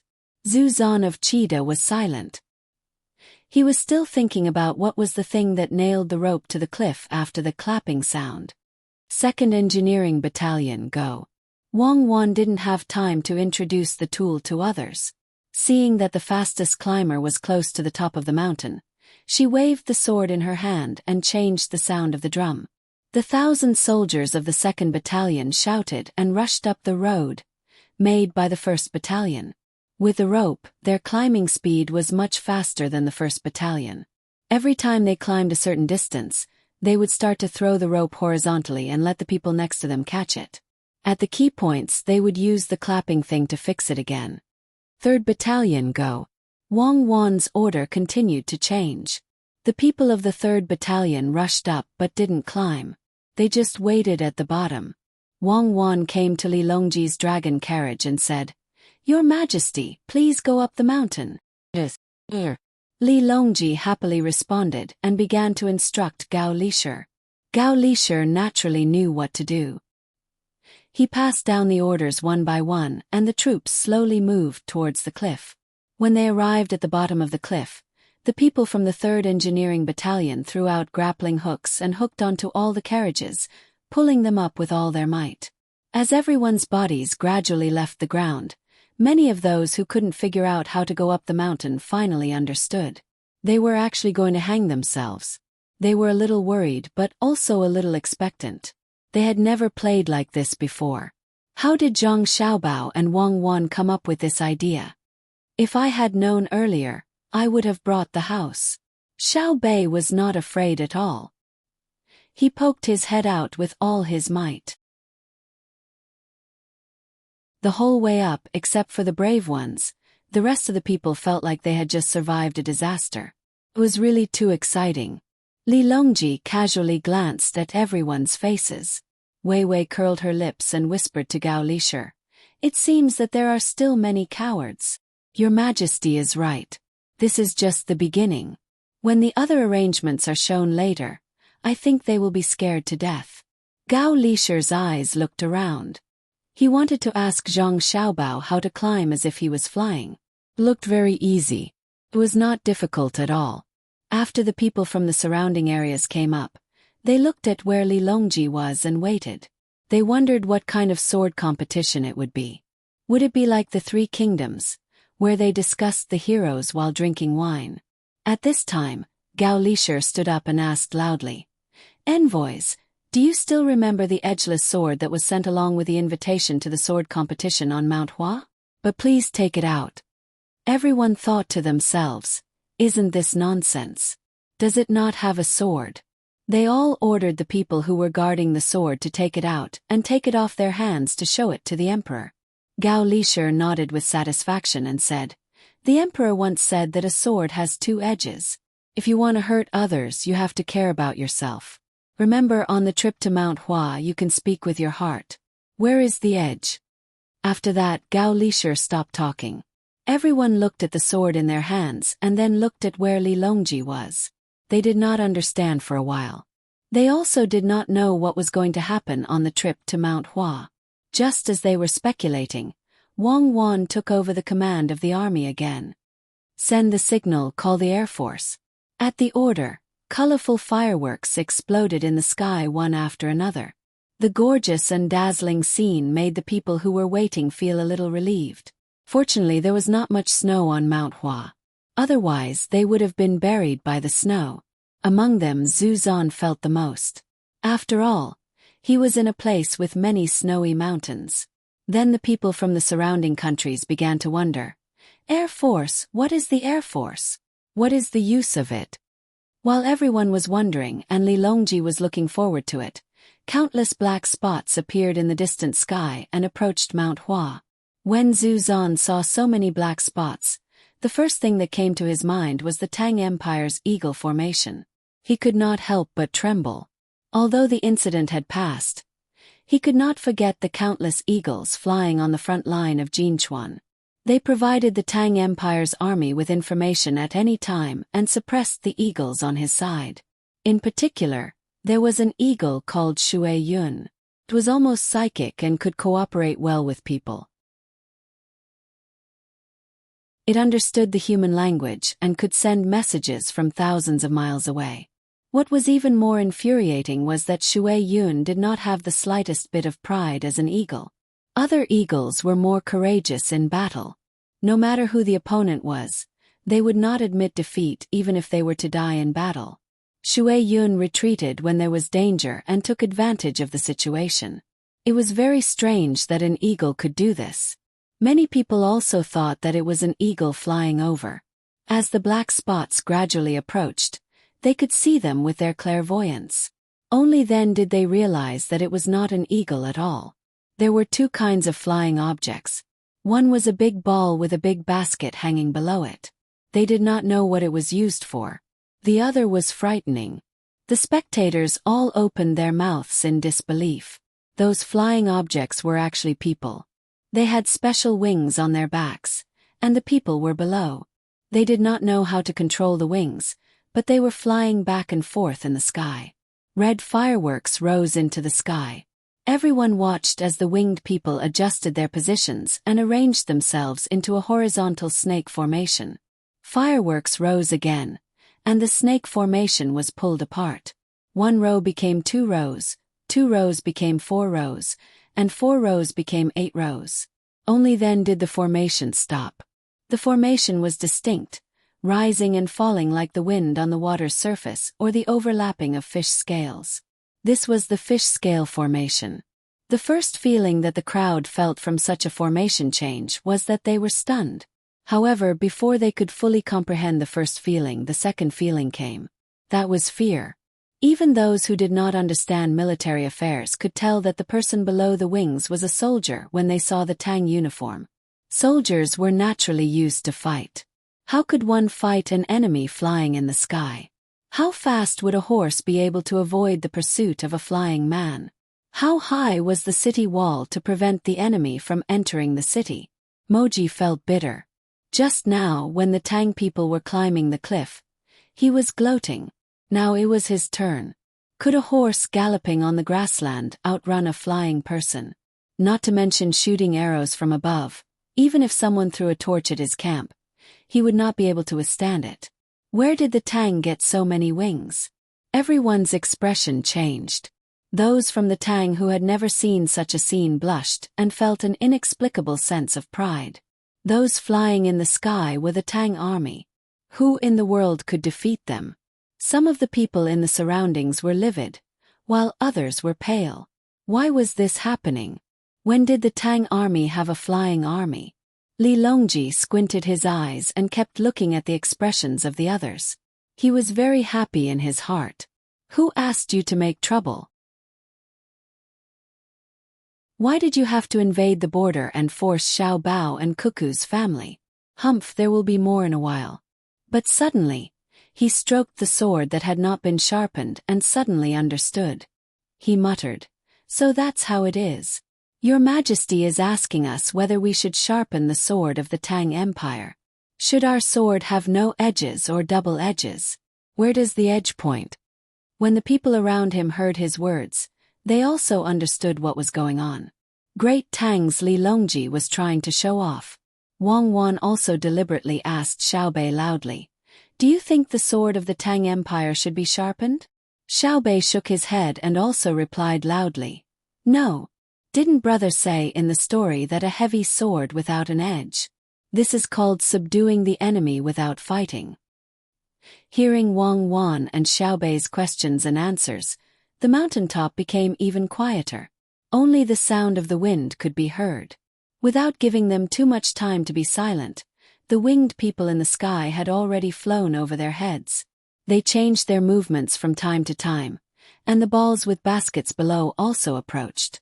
When all the balls were floating above their heads, one of them landed first.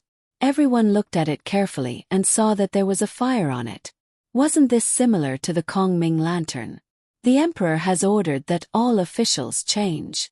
Gao Lishir called out and first put a backpack on Li Longji. Mo Jilian and the others did not know what it was for. Soon the backpack was arranged. Li Longji, under Gao Lishir's help, stepped onto the first Kongming lantern that landed first. 2 other people accompanied him. The rest of them were also put on backpacks, each of them accompanied by a Tang soldier to protect them. Their hearts trembled as they entered the baskets, their hands tightly gripping the rims of the baskets as if this could save their lives in the face of danger. When all the large Kongming lanterns had people on them, they lined up in 3 lines and flew towards the north. Zhu Zan and Princess Jincheng were together. They nervously and curiously looked down. They saw clouds and mist and mountains. When they saw that the people on the mountaintop who did not follow them had become small black dots, they sat back down dizzily and sighed. "Oh my God, falling down and turning into a meat patty. Crazy, the Tang Empire people are crazy." Princess Jincheng did not look down at all. She was afraid of heights and looked around. There was a person in the basket who was responsible for turning the handle.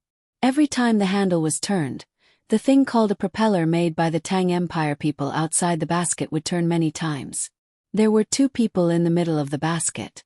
One of them had a clairvoyance in his hand and was responsible for looking out. The other person scooped a spoonful of black stuff from the bucket under his feet from time to time. After thinking about it, he recognized that it was tallow water which could be burned. The large Kongming lanterns were made from tallow water. Next to the burning area, there was a set of hollow iron rings, big and small. Whenever it rose too high, the person in charge of adding oil and water would use one of the rings to lower the height. If one was not enough, 2 rings would be used, adding and subtracting each other. Zhu Zan, who had recovered, also noticed this situation. Thinking about it, it did not seem difficult. If he learned from the Tang Empire, then he would not have to be afraid of the Tang Empire anymore. He was not the only one who had this idea, especially the Japanese. They were very adventurous and considered whether they could fly across the sea with the Kongming lanterns. Kutuyu, who was smart, rejected the idea of going back and making Kongming lanterns. He sighed and said, "From now on there will be no kitens. General, we can also do it, but we don't know where to fly. You won't suddenly throw us down while flying, right?" Kutuyu's advisor who was with him said aloud, "Let's talk about it later. Let's fly north. I don't know where to go." Kutuyu was afraid of being overheard, so he did not mention it again. Zhang Xiaobao and Wang Wan knew where to go. There was a large plain north of the Wei River on the south bank of the Wei River, which was actually the Wei River Plain. That was the last stop. The Kongming lanterns flew and finally came to the sky above the plain. They gradually descended. At this time, the soldier in charge of protecting the people in the surroundings played the role of a tour guide and explained to the people in the basket. His Majesty invited everyone here to let everyone see the reason why we are not afraid of the threat of further enemies when we are together in the future. With my protection you can stick your head out and take a look. Hearing the soldier's words, everyone suppressed their fear of the sky and forced themselves to look down with their clairvoyance. They saw that there were wooden stakes inserted into the ground below, and 2 pigs were tied to each stake. Some of the pigs were lying on the ground sleeping, while others were trying to break free. After seeing it, they did not immediately understand what it was for. While they were puzzled, the low sound of drums could be heard and their hearts jumped. Bang! A firework exploded in a place in the east of the plain, attracting everyone's attention. There's nothing. No, there's a flag. Also, there's something beside the flag. There's 1, 2, 3. I think there's more than 100 of them. Nu, can you see them? Zhu Zan opened his eyes wide. He was afraid that he was seeing things, so he asked Princess Jincheng. Can see it. Princess Jincheng replied with certainty. That's good. I don't know what it is. Zhu Zan was at a loss. At this time, the sound of drums changed again, becoming more urgent. Everyone looked at the place where the flag was inserted and found that there were suddenly many people running back and forth. At the same time they understood. No wonder they could not see clearly. It turned out that there were so many people wearing the same color of clothes as the surroundings. They also wore white hats on their heads. While running, the white cloth was lifted one by one, revealing the things underneath. There was a large hole in the middle of the pillar, and there was a box beside it. Some people were moving things out of the box. After waiting for a quarter of an hour, it seemed that everything was ready. The sound of drums changed again, and the continuous sound of hammers suddenly stopped. Li Longji, who was in the basket, stared at the more than 100 things without blinking.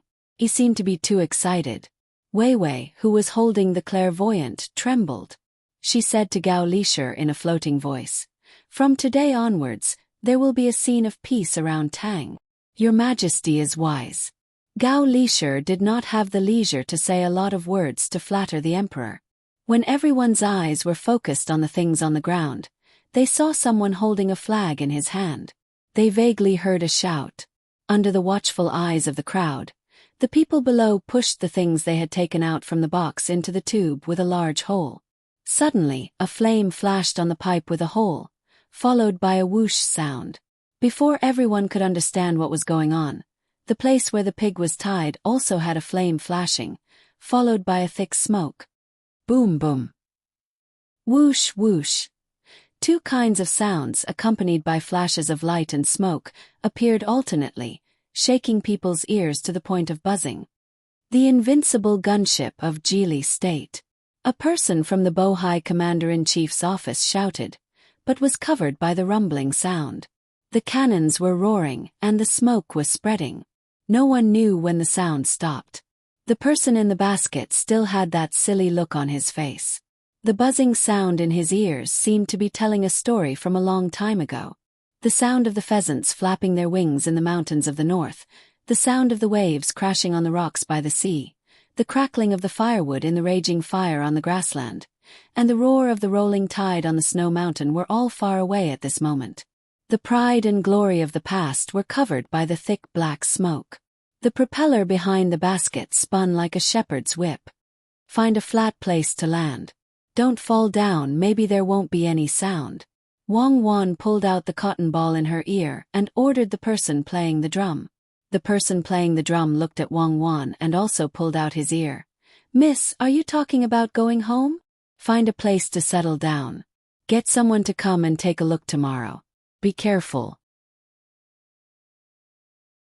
Take back the pork that can be eaten and share it. Hit it harder." Wang Wan looked at the craters that had been blasted out and felt distressed. It was all money, much more expensive than setting off firecrackers. Showing off once would cost at least a year's worth of tax in a county. The drumbeat of the drum brought the people who were in their own thoughts back to reality. Using the clairvoyant eye, they looked at the place that was blown up. All the wooden stakes were destroyed.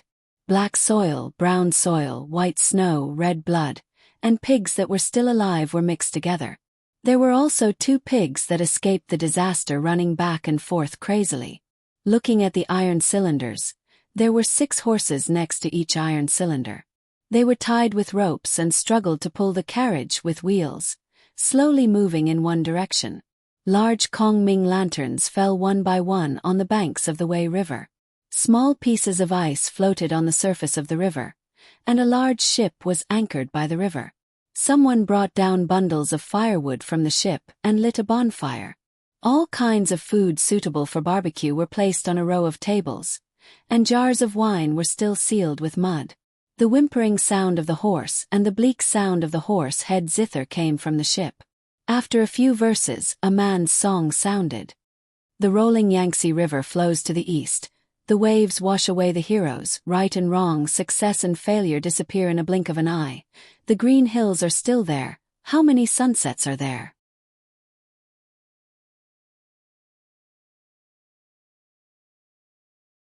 Chapter 8:26. Snow had started to fall from the sky, making the illusionary Mount Hua seem even more ethereal.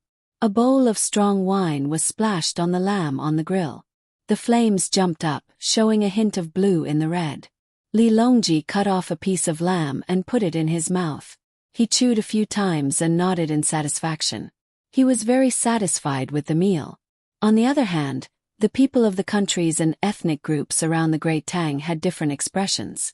Some of them had already accepted their fates after witnessing the might of the Great Tang. As they listened to the music from the ship, they relaxed, drinking wine and eating meat. They no longer worried about the future, nor did they have the heart to worry. Their own race truly couldn't withstand another round of bombardment. People like Kutuyu kept glancing at Zhu Zan and Moji Lian, hoping that the Tuboan Turks could be more manly and work together to fight against the Great Tang. Moji did not eat the meat. He just drank half a bowl of strong wine from time to time. It was a very good wine. The weather on the grassland changed too quickly. Hot and cold alternated frequently. If everyone could drink the strong wine of the Great Tang, they would not have to worry about the cold at night. Moji, who thought that he could hold his liquor, drank a few bowls of wine. His body warmed up, his ears turned red, and his eyes became a little blurred. He seemed to have returned to his tent in the Turks. There was fire and meat, and there was light singing and dancing. He smacked his lips twice, not in the mood to think about other people's matters. His hand touched the unsharpened sword on his leg as he sat cross-legged. He praised, "Good sword, truly a good sword. The one who obtains this sword obtains the world. The sword has 2 edges. One edge can lead thousands of armored cavalry, invincible in battle. The other edge can scatter money all over the sky, not worrying about spending. When the sword is retracted, the 4 seas are at peace. When the sword is unsheathed, snow falls. The grassland is too cold. I wonder if it can warm up. Yes, warm up. Find a mountain to hide from the wind." At first, the people around Moji thought that he was really praising the sword in his hand. They looked at the sword but could not see what was good about it. Only after hearing the latter part of his sentence did she realize that he wasn't talking about the sword in his hand, nor was he talking about the sword in his hand. Instead, he was talking about the sword in Li Longji's hand. Naturally, he was referring to Zhang Xiaobao and Wang Wan, who were huddled together and whispering something to each other. Zhang Xiaobao's abilities were obvious to all. No matter where he went, he was a hen that laid golden eggs. Countless spies sent to the Great Tang had long ago reported back on the deeds of Zhang Xiaobao. The Great Tang's national treasury was no longer lacking in money. With the existence of the bank, if necessary, one could mobilize 10 million strings of cash at any time. With so much money, he could easily crush someone to death. More importantly, wherever his family went, the lives of the common people would be improved. Many of the officials of the Great Tang weren't stupid, and with his family's methods in front of them, they began to learn. Even if they couldn't compare to his family, they were still much better off than before. When she smiled, her 2 dimples would appear. At first glance, people would think that she was a lady from a big family. Only those who knew her would understand what kind of existence she was. Although the generals guarding the borders of the Great Tang were always able to win battles and quell rebellions, those were still small battles. Wang Wan only fought 1 battle, and that 1 battle was enough to make Tubo suffer greatly. As for quelling rebellions, she had never done so. However, there were signs in Feng province. Some people wanted to cause trouble, but Zhang Xiaobao and Wang Wan sent some people over. In total, there were less than 500 people. All the signs were extinguished by themselves, and no one dared to provoke her. The main reason was that the generals taught by the war in Tubo had already shown her ability. Those generals were now guarding a region and managed the army like it was made of iron. However, every time someone praised them, they didn't dare to accept the praise and only said that they were far inferior to Cuckoo. The Great Tang only had 2 people, 1 civil and 1 military, to suppress the Great Tang's borders until no one dared to act rashly. That's right, this was a real double-edged sword. Don't let it fall on you, otherwise there would be no return. Everyone had their own thoughts. For a moment, the voices gradually quieted down, leaving only the sound of the wind, the crackling of the firewood, and the sound of stringed and bamboo. Li Longji didn't persuade others to eat the meat. He ate happily by himself. Just now, someone had passed on Emojilian's words, which made him deeply agree. Li Shi, you've worked hard. Li Longji suddenly cut a piece of meat, stabbed it with a knife and sent it to Gao Li Shi. Gao Li Shi was shocked. He looked at the emperor and didn't understand what he meant. Why did he cut a piece of meat for him? Should he eat it or not? Could it be that he wanted to stab him to death? Thinking in his heart, Gao Li Shi opened his mouth. After stuffing the meat into Gao Li Shi's mouth and letting him bite, Li Longji kept the knife and showed a rare warm smile. At that time, if Li Shi hadn't discussed with me and said that the experts of Zhang Xiaobao and Wang Wan couldn't be easily moved, I really couldn't help but bring them into the palace.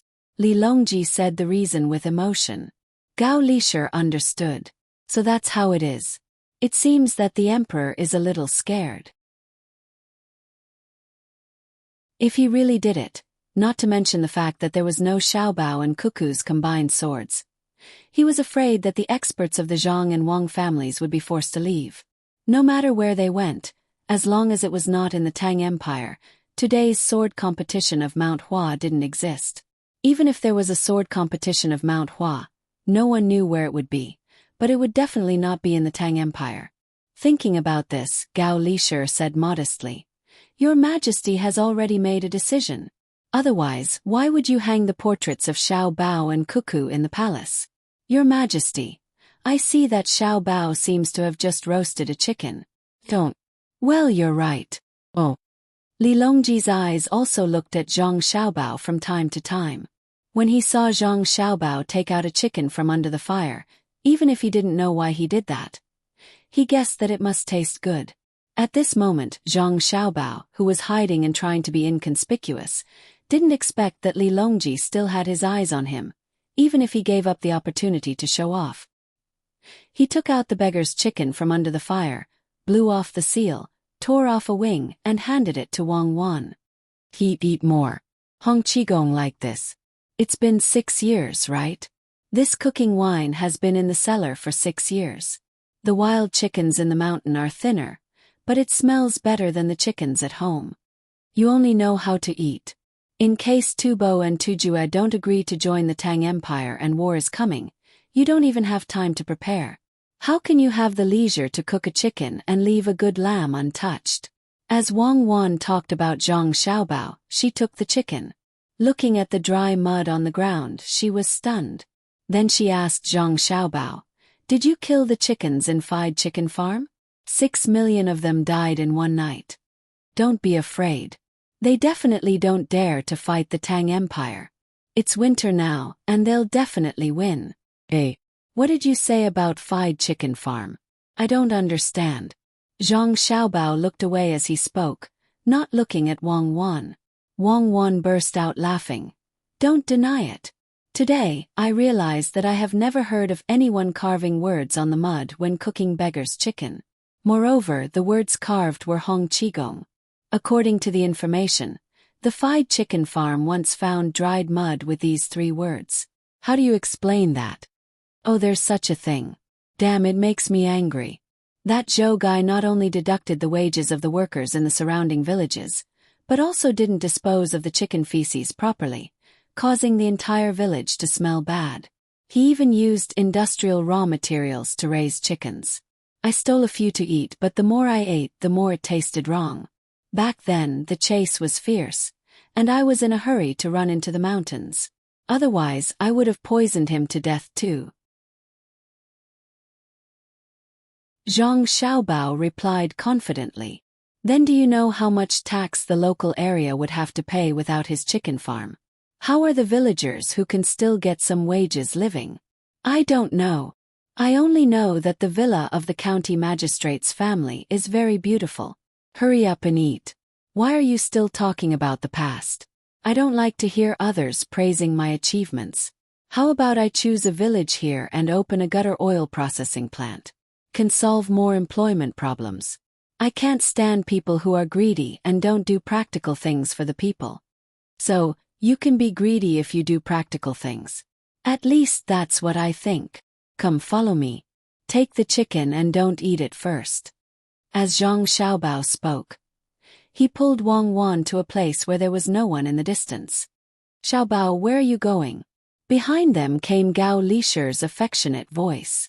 Father, I'm going to relieve myself with cuckoo. Zhang Xiaobao subconsciously moved the chicken to a place where Gao Lisher couldn't see.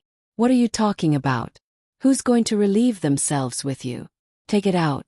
Wang Wan reached out and poked Zhang Xiaobao. Zhang Xiaobao looked at Li Longji with disdain. He took out the chicken and said to Gao Lisher, Father, this chicken has been torn apart and eaten. It's okay, it's okay. When His Majesty eats, he always lets his subordinates taste it first, Gao Lisher said embarrassedly. He took the chicken and rushed back as fast as he could. Bandit, he's just a bearded man. Let's wait. When he's full, we'll dig out the other chicken. Come, let's talk about our future plans. After we take over Tufan and Tujue, we have to use them.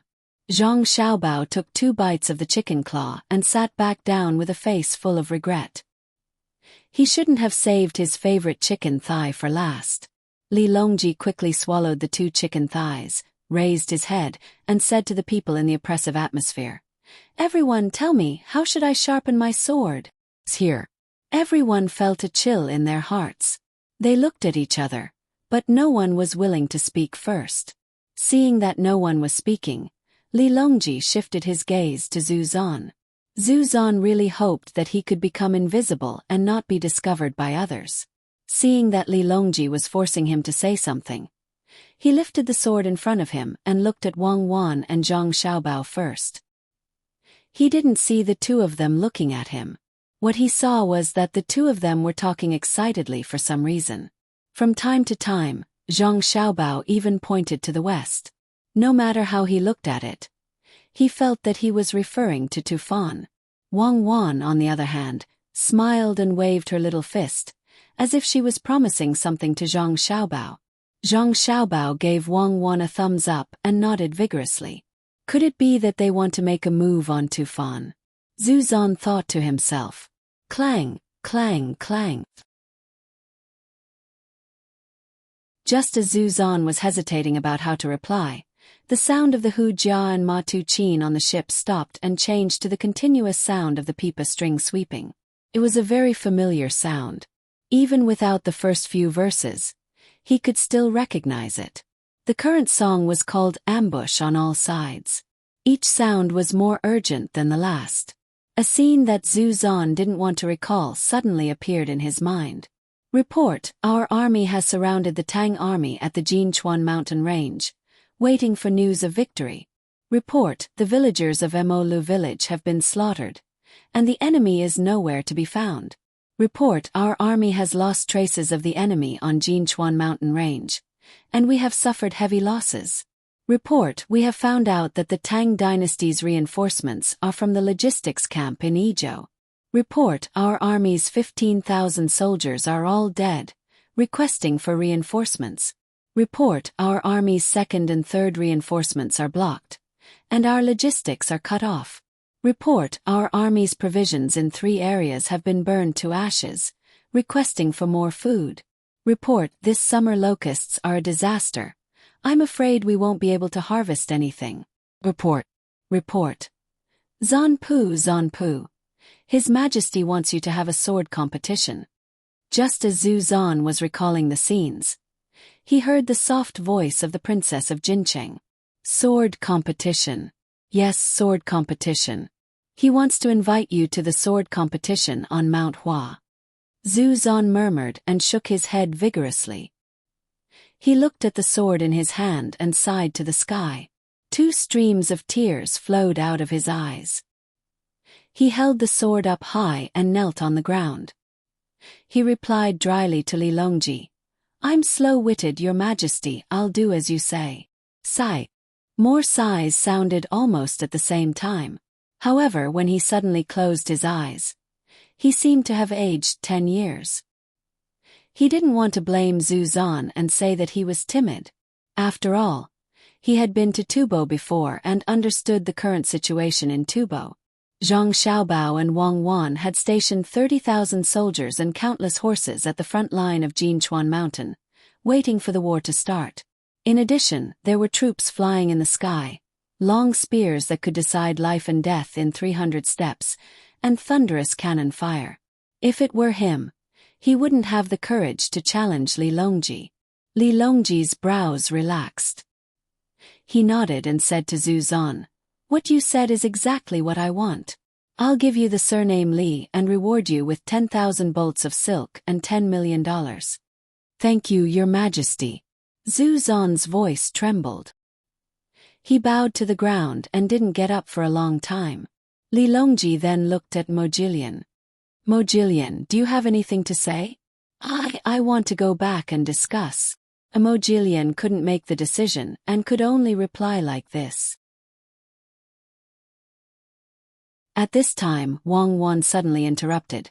Your Majesty, I ask for your order to send Mojilian back to the Turks. I'm going to Feng province to train the soldiers and do some exercises.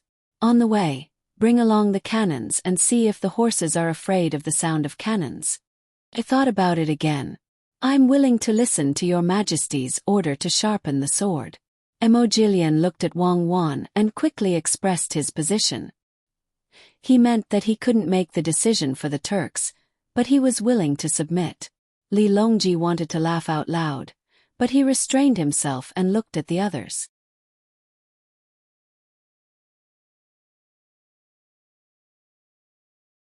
Chapter 8:27. Under the threat of powerful military force, the countries and tribes around Great Tang expressed their stance. The representative of Xinlua, Li Yanqing, could not make the decision. He wanted to learn from the representative of Japan. The representative of Japan did not directly hand over everything like the Tubo and Turkic people. Instead, he continued to be a subject in name. Li Yanqing knew that Japan was not afraid of Great Tang's troops attacking them. What he was worried about was that Great Tang's ships often attacked Japanese ships in the sea. Thinking about his own side, Xinlua's position was not bad. The main problem was that Jili province was a little close to Xinlua. He could not express his stance for the time being and could only tell Li Longji the truth. They would discuss it when they returned to Xinlua. Li Longji did not expect to accept Xinlua and Nippon into the Great Tang. Of course, he was not worried that Nippon and Xinlua would stab him in the back. As long as Xiaobao and Huan were still in Jili province, they would suppress their ambitions no matter how bold they were. The people from the commanderies in the north of Hebei province were easier to talk to. Most of the population had been moved away, and the tribes had conflicts.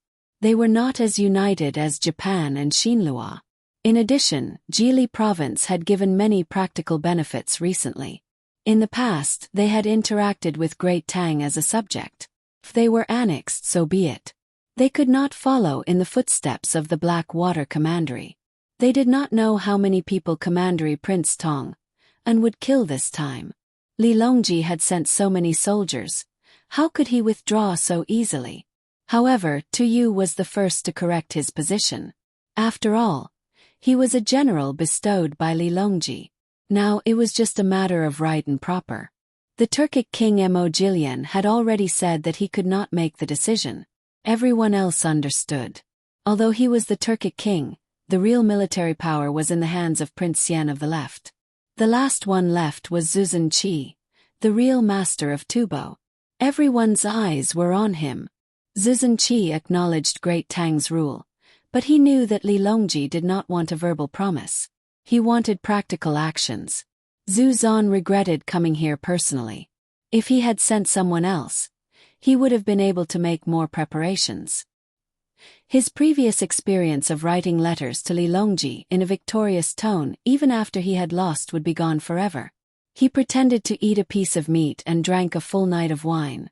Zuzan Qi asked Li Longji, "What arrangements does your majesty have? We would like to hear what you think." Li Longji couldn't think of what to do at this moment. The environment of Tubo was very troublesome to govern. Ordinary people would fall sick if they went there, and they wouldn't be able to adapt to the food. Cooking noodles and steamed buns was like a dream.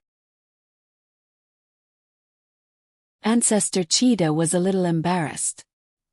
He glanced at the place where Zhang Xiaobao was and saw that he and Wang Wan were lowering their heads and seemed to be secretly eating something.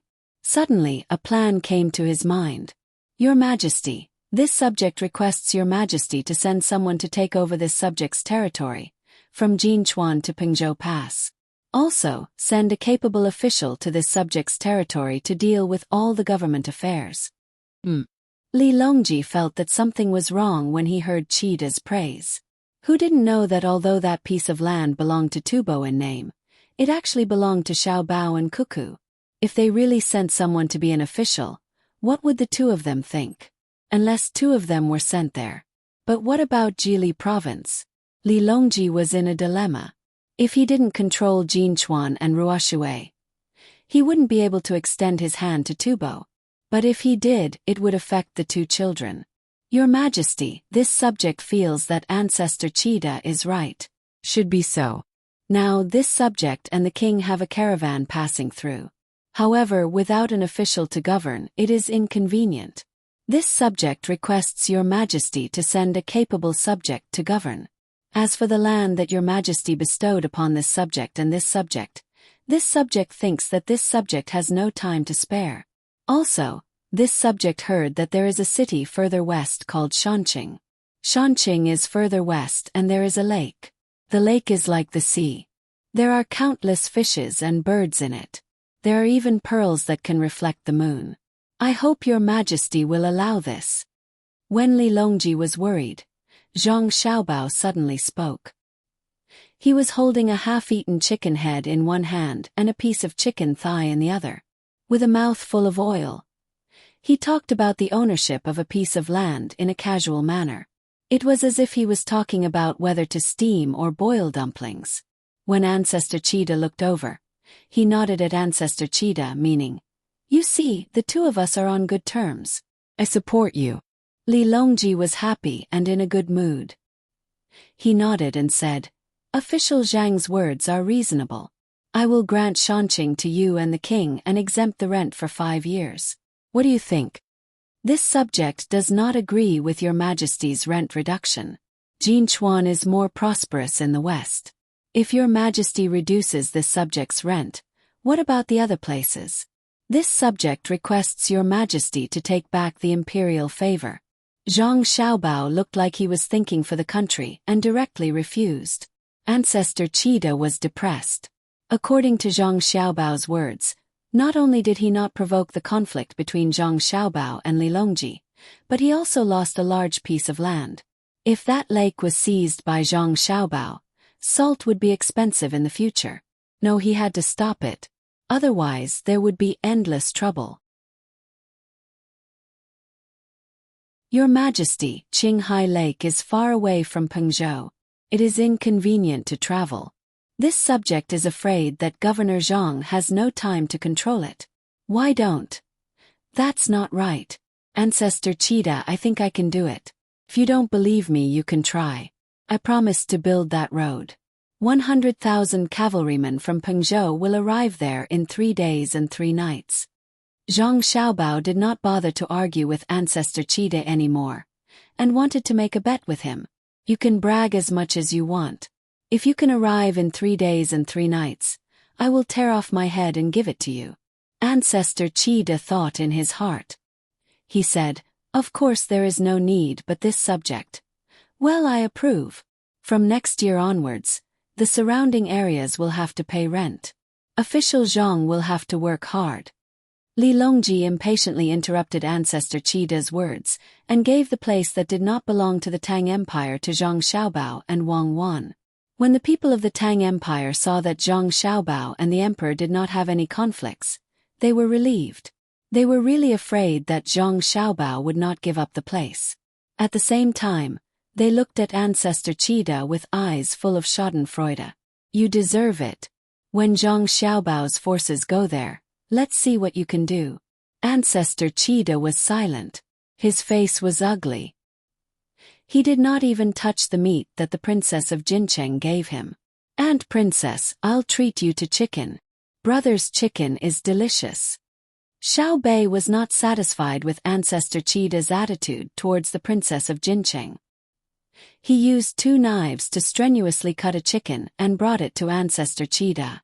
He wanted Ancestor Cheetah to take it. If he could, Zhu Zanqidu really wanted to slap Xiao Bei away, but he could only think about it. He didn't dare to put it into action. He tried his best to squeeze out a friendly smile. He took the chicken and said to Xiao Bei, Xiao Bei is really sensible. He then turned to the Princess of Jincheng and said, Nu, I'll help you tear it. Thank you, Zongpu. The Princess of Jincheng said happily.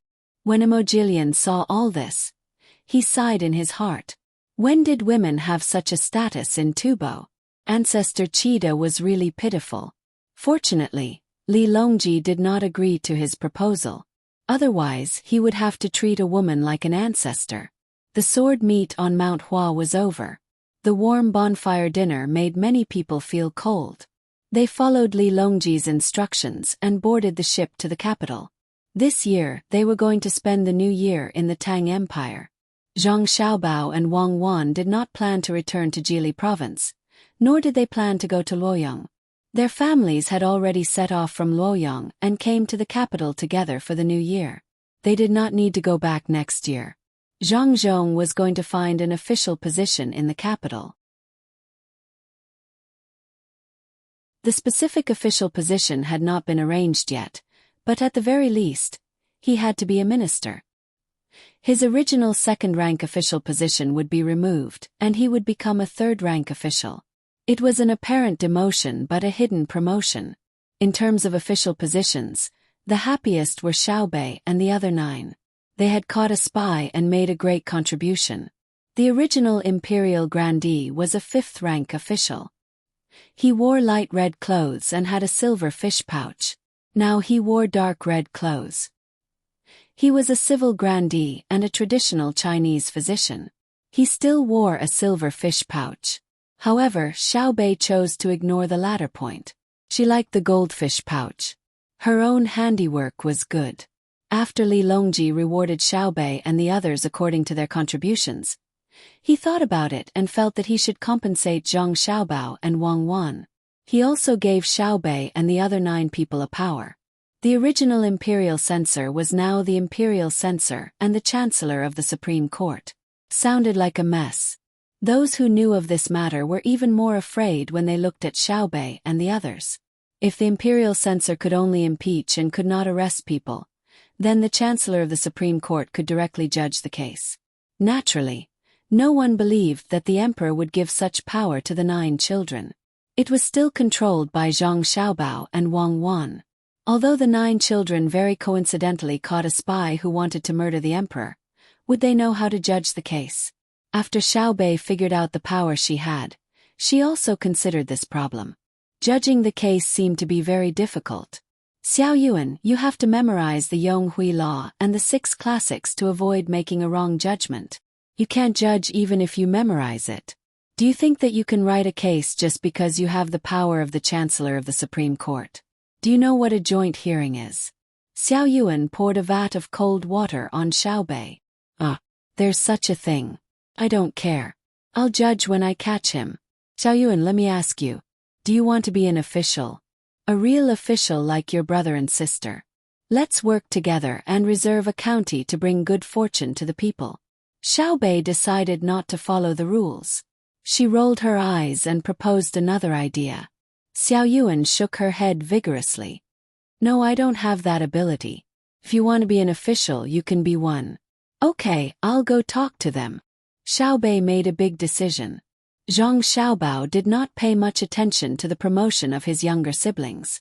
Instead, he discussed the matter with Wang Wan for a while, then looked for Li Longji to discuss it for 4 hours. When dawn broke the next day, Li Longji issued a series of decrees. The 40,000 people from the northern part of Hebei province were left to Zhang Xiaobao and Wang Wan.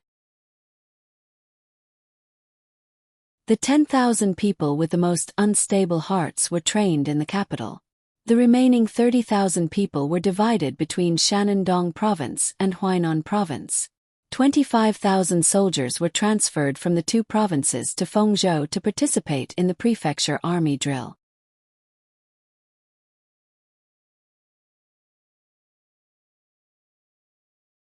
Chapter 8:28. After the trip to Mount Hua was over, they still chose to return by water. The canal that the fleet had taken was not frozen again. There were many small boats wandering on the surface of the river. As long as there was the slightest sign of ice, someone would smash it. Only when the imperial court's large ship passed by did the small boats approach the shore one after another, waiting obediently for inspection. Fish, fish, I see fish. Someone go and buy it. Xiao Bei, who was standing on the deck, rubbed his hands that were red from the cold. He put down his binoculars and ordered the person in charge of protecting him. This person immediately went to do it. It was not easy for other people to suddenly stop the current emperor's fleet, but Xiao Bei's ship was an exception. Xiao Bei imagined the scene of the big fish being placed on a plate after it was done and praised herself. Xiao Bei is really good to Xiao Yuan. Xiao Yuan loves to eat this the most. I'll go ask Uncle Emperor. Xiao Bei is a good child. He did as he said. A few ropes were shot from this ship to the ship in front, and a pontoon bridge was temporarily built. Under the protection of a few people, Xiao Bei switched to another ship.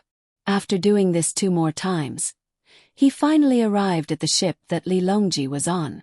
Li Longji did not care about the cold outside and was enthusiastically admiring the endless scenery on both sides of the canal with a group of officials. The flowing water, the snow-white land, and the gray sky. When Li Longji looked at it, he felt that it was so beautiful and enchanting.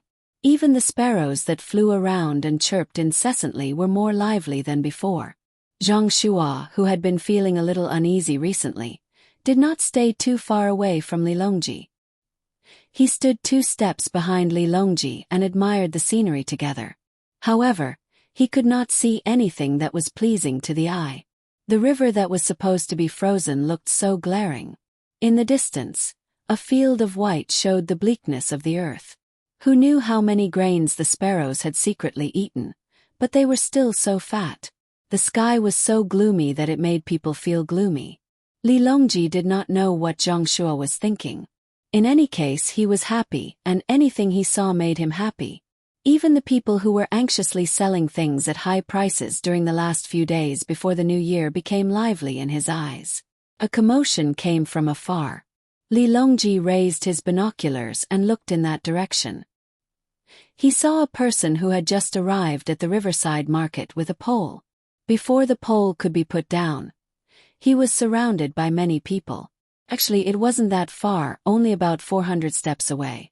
If it was in the past, No one would be allowed to get so close, as it could easily bring about danger. However, the ship was now equipped with guns that could fire continuously. There were also people observing the situation from the observation deck. Li Longji was confident that no one could get close enough to hurt him. 300 steps. That was the line between life and death. Therefore, they did not continue to disturb the people, and allowed them to have a more peaceful time before the new year. Zhang Shua, who was behind him, didn't understand the emperor's thoughts. When he saw the emperor looking over, he thought it was disgust. He quickly ordered the people around him, "Go, let the guards on the shore disperse those people." Just as the person who received the order was about to carry it out, Li Longji spoke up. "Wait a moment. Why is Minister Zhang chasing them away?" Mortals disturbed the emperor's heart. "Your Majesty, this matter cannot be allowed to continue. Otherwise, how will the people know of your Majesty's majesty?" Zhang Shua, who had always felt that he could see through the emperor's thoughts, was puzzled this time. He chose to say something good. Without waiting for Li Longji to speak, Xiao Bei, who had run all the way here unimpeded, heard Zhang Shua's words and helped to refute. "Big bad Zhang. Oh, it's Lord Zhang who misspoke. Xiao Bei often heard my elder brothers and sisters say that the emperor's heart is the people's heart. The people are the most important, followed by the country, and the monarch is the least important. Only when the people are living well can it prove that Uncle Emperor is powerful. That person must have picked out mountain goods to sell and can sell them for a good price before the new year. If we chase them away, how are we going to spend the new year?" After saying this, Xiao Bei raised her head. She suddenly felt that she was not inferior to Xiao Yuan. She could also remember a lot of words that sounded good. Zhang Shua was very uncomfortable after being lectured by Xiao Bei, especially when he heard the way Xiao Bei addressed him. It was impossible to say that Zhang Xiaobao and Wang Wan had nothing to do with this matter. But he also knew that he could not lower himself to the same level as a child.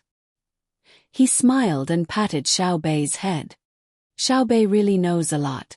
The market is also convenient for the people's daily business.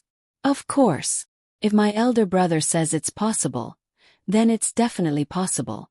Building the bridge is convenient for the people and there are more taxes. It's a good thing, especially for the merchants who come and go. They have earned enough money, so they should give some to the people." Xiao Bei dodged a few steps to the side.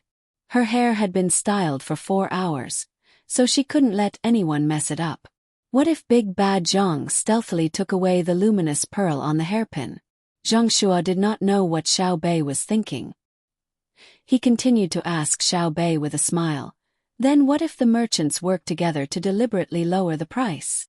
"That's impossible. Between the clouds and the water and blue sea silver sand have already given the lowest price. If the merchants do not give enough, the sellers will organize themselves to sell to between the clouds and the water and blue sea silver sand. No one is a fool. The merchants will at least give the same price." Xiao Bei seemed to know a lot, so she explained to Zhang Shua. "Then wouldn't between the clouds and the water lose money?" Zhang Shua asked again. "No, since there are people going to eat, we can just add the price to them." Why are you so annoying? You don't stop asking. So what if it's a little wrong? Do you want to continue to be right?" Elder brother and elder sister said that this is the rule. When a mistake is made to a certain extent, the new rule will definitely replace the old one. At worst, we can just use a new method. Time after time, it always keeps people on their toes. Xiao Bei answered 2 questions and felt annoyed. She came here with a purpose, not to chat with Zhang Shua. Although Zhang Shua, the Prime Minister, had an extraordinary position in many people's hearts, that did not include her and her elder brothers and sisters. Zhang Shua was taken aback when he heard Xiao Bei's words. Xiao Bei might not have said it intentionally, but the listener took it seriously. He suddenly realized why he had been feeling uneasy recently. Ultimately, it was because of the position of Prime Minister, the head of the Secretariat. But ever since the Emperor had ascended the throne, there had not been a single Prime Minister who had been able to remain in this position for too long. Could it be that his time had come? No, this was absolutely impossible. He had to think of a way to continue staying in this position. Li Longji did not know what Zhang Shu was thinking, but he was happy when he saw Xiao Bei. In the entire Great Tang, it seemed that only the children of the Zhang family and Wang family were the most adorable. Xiao Bao and Cuckoo had grown up, and Xiao Bei's group of little fellows had begun to appear. Pulling Xiao Bei over, Li Longji squatted down and pointed at the faraway market. Why are there so many people there? Li Longji's answer was that it was almost the new year and that they were busy preparing for the new year. He thought that Xiao Bei would give the same answer. Unexpectedly, Xiao Bei chose a different answer. 'Cause they have money. The lives of the common people are better than before, so they have more spare money to buy things. The new year is actually not a single night. It is a kind of spirit, a kind of inheritance that comes from the previous generations. As long as the common people know that they are homesick for the new year, this nation will not be defeated by others. It is very difficult for a nation without an inheritance to accumulate its own history and civilization. If one is not careful, it will be like a flash in the pan. Aya, Xiao Bei knows so much. Li Longji hugged Xiao Bei and praised him. It was Big Brother and Big Sister who said it. They also said that while it seems like celebrating the new year is a kind of habit, when you look deeper, you will realize that it comes from the solemnity of the soul. In any case, I don't understand. In any case, Big Brother and Big Sister will be very happy during the new year next year, and I will also be very happy. Xiao Bei could not understand too much, so he could only repeat. Li Longji was stunned by Wei Wei's words. He had not thought about it carefully before, but now that he thought about it, it really was the case. The dynasty had changed, but the new year had not. What he felt more was the happiness in his heart. Xiao Bei had spoken well. The lives of the common people were better than before, so he naturally had to take a large part of the credit. Giving Xiao Bei a big kiss, Li Longji amiably asked, "Xiao Bei, you answered well. We want to reward you. Xiao Bei, what do you want?" Really? Xiao Bei was excited. She already had her goal when she came here, but she did not know what to say. She did not expect that the task would be delivered to her. A monarch's words are not to be taken lightly. As long as we can do it, we will definitely do it. However, we cannot just randomly find someone to help you vent your anger. There must be evidence. For example, the people who were arrested last time, and the people who were first impeached by you. Li Longji had been in a good mood these past few days, so he very happily agreed. Xiao Bei waved her fist.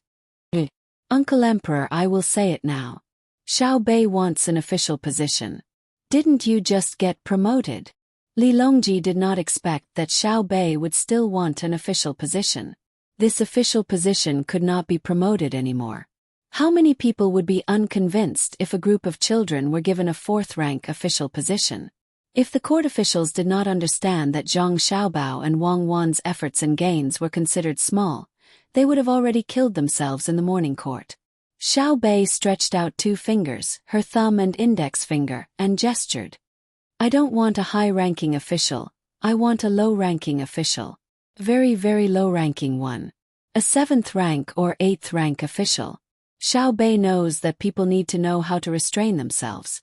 As the saying goes, a tree that stands out from the forest will be blown away by the wind.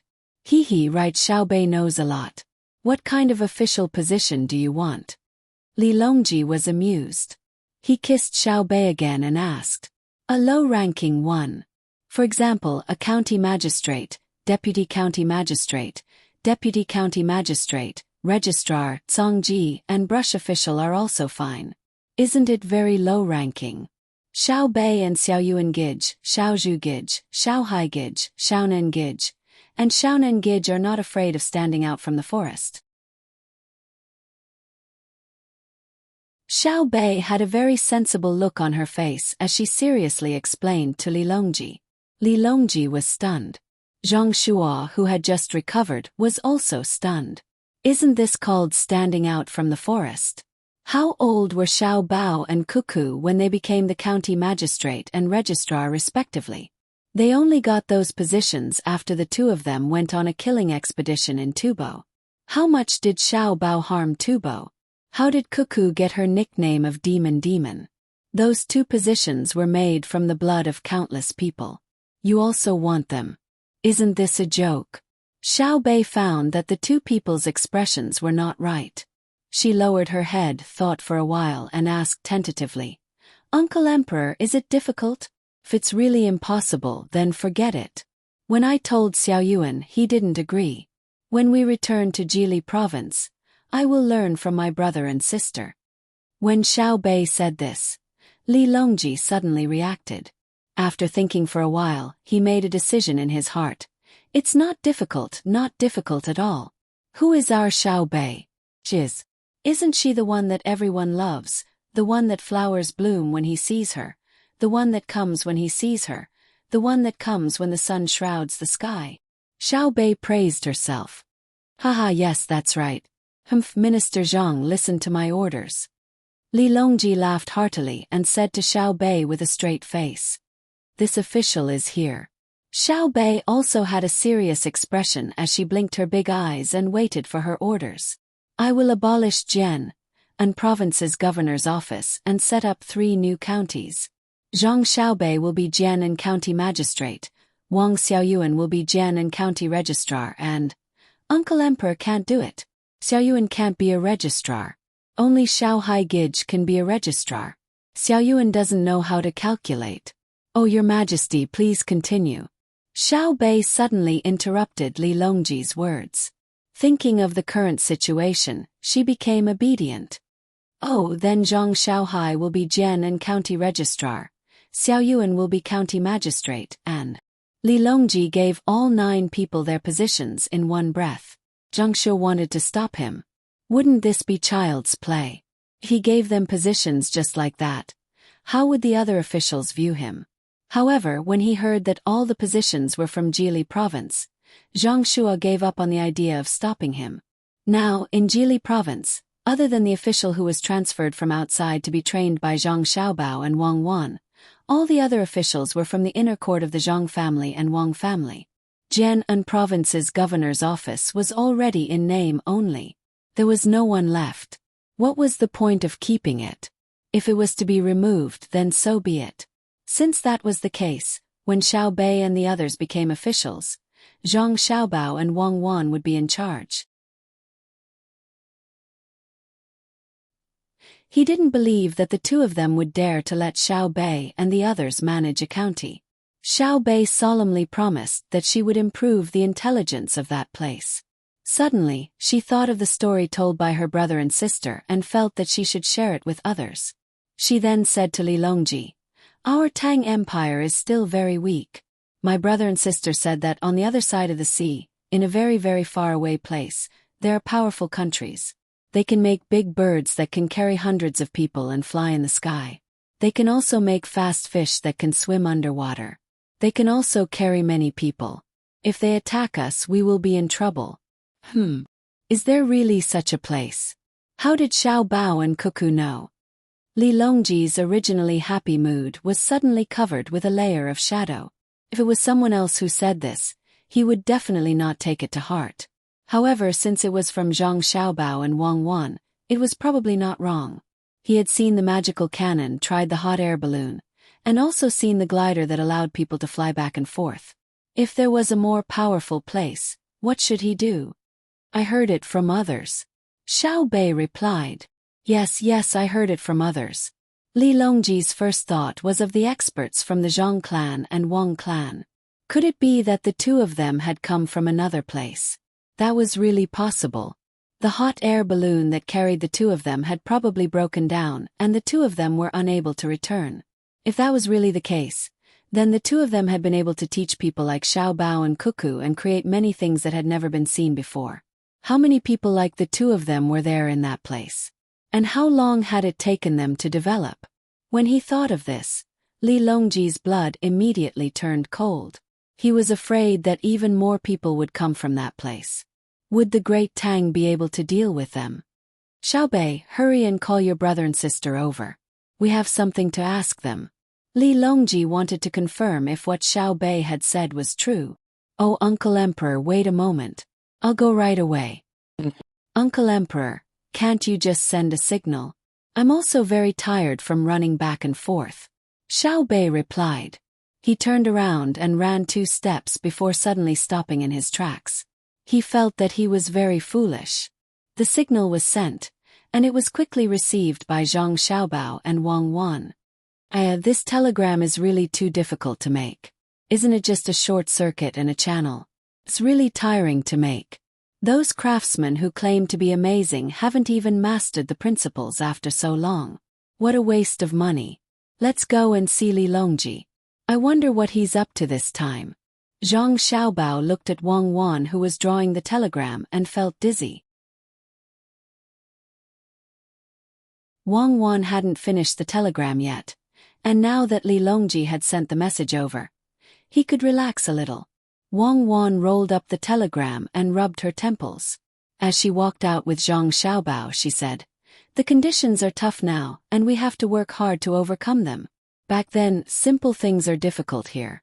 It's a problem with the raw materials, and we have to work hard." Did something happen to Little Bei again? Someone just reported that Little Bei went over. When the 2 of them arrived at Li Longji's ship and listened to Li Longji's story, they finally understood what was going on. In order not to make Little Bei and the others proud, they did not think too much when they told stories. They even told them about planes, submarines, and other things. Naturally, the place they appeared in was a powerful country overseas. They did not expect Li Longji to believe them. The 2 of them looked at each other and reached an agreement. Then they began to tell Li Longji about how planes flew, how submarines could travel underwater, the power of missiles, and the speed of torpedoes. Can we really attack from Luzhou to the capital? Li Longji was frightened. Wasn't that too far? Li Longji broke out in cold sweat when he thought about the situation when he encountered such a weapon. If the people from that faraway place attacked, how could he defend himself? Of course it's very powerful, but Zhang Xiaobao felt that he had scared Li Longji enough. He should at least give Li Longji some hope. However, if my great Tang develops another weapon, we can detect their missiles ahead of time and intercept them. We can also mark out a place on the ocean so that as long as they reach that place, we can attack them and not let them get too close. Zhang Xiaobao and Wang Wan did not mention satellites and intercontinental ballistic missiles. Li Longji was not confident, let alone nuclear bombs. Otherwise, with an intercontinental ballistic missile and a nuclear bomb, the capital would be gone with a bang. Li Longji would have to live to his heart's content while he was still alive. Zhang Xiaobao and Wang Wan hoped that Li Longji would maintain his current shrewdness and not be like the people in history who would relax after reaching a certain age and think that Great Tang was invincible. No matter how tired Li Longji was, he could not guess what the 2 were thinking. When he heard that there was a way to intercept them, he placed his hopes on this matter. Xiaobao, Cuckoo, tell me the truth. Do you know when they will attack? At least 40 years, right? It's not easy to get here. I heard from Master that the 2 of them were already in a lot of trouble and almost died on the way. Oh, Master saw them in a dream. Zhang Xiaobao said seriously to Li Longji. Wang Wan had a heavy expression as if this was true. However, in her heart, she was cursing Zhang Xiaobao's shamelessness. If not for the fact that Zhang Xiaobao wanted to conquer the entire Eurasian continent in his lifetime, why would he make up such a lie? Li Longji's face was a little pale. He nodded and said, that's good. Hurry up and create something that can intercept them. Tell us what you need." Li Longji did not believe in Zhang Xiaobao's dream at all. In his heart, he had already acknowledged the existence of experts from the Zhang family and Wang clan. As a liar, Zhang Xiaobao knew that Li Longji did not trust him that much. He had to come up with something even more miraculous. When he thought about the telegraph machine that Wang Wan had asked people to create, he suddenly had an idea. "Your Majesty, that thing is not easy to make. It requires more craftsmen and materials. Some of the materials might not be available in Great Tang, but this subject feels that if we continue to head east and north, we should be able to find them. Adjunct Wang and this subject are currently thinking of something new. Your Majesty will know once we make it." I heard from Master in the subject's dream that this thing is very common in that place. In fact, it might not even be used. It can be used to receive news from the other side within a few breaths of time. Your Majesty, there's no need to be anxious. We should first stabilize the situation. At the very least, there aren't any powerful countries in the surrounding area. Minister Zhang's words are correct. Hurry up and make that thing so that we can take a look. Li Longji didn't know what to feel at this time. He wanted to believe in Zhang Xiaobao and Wang Wan, but he also felt that this was a little unreliable.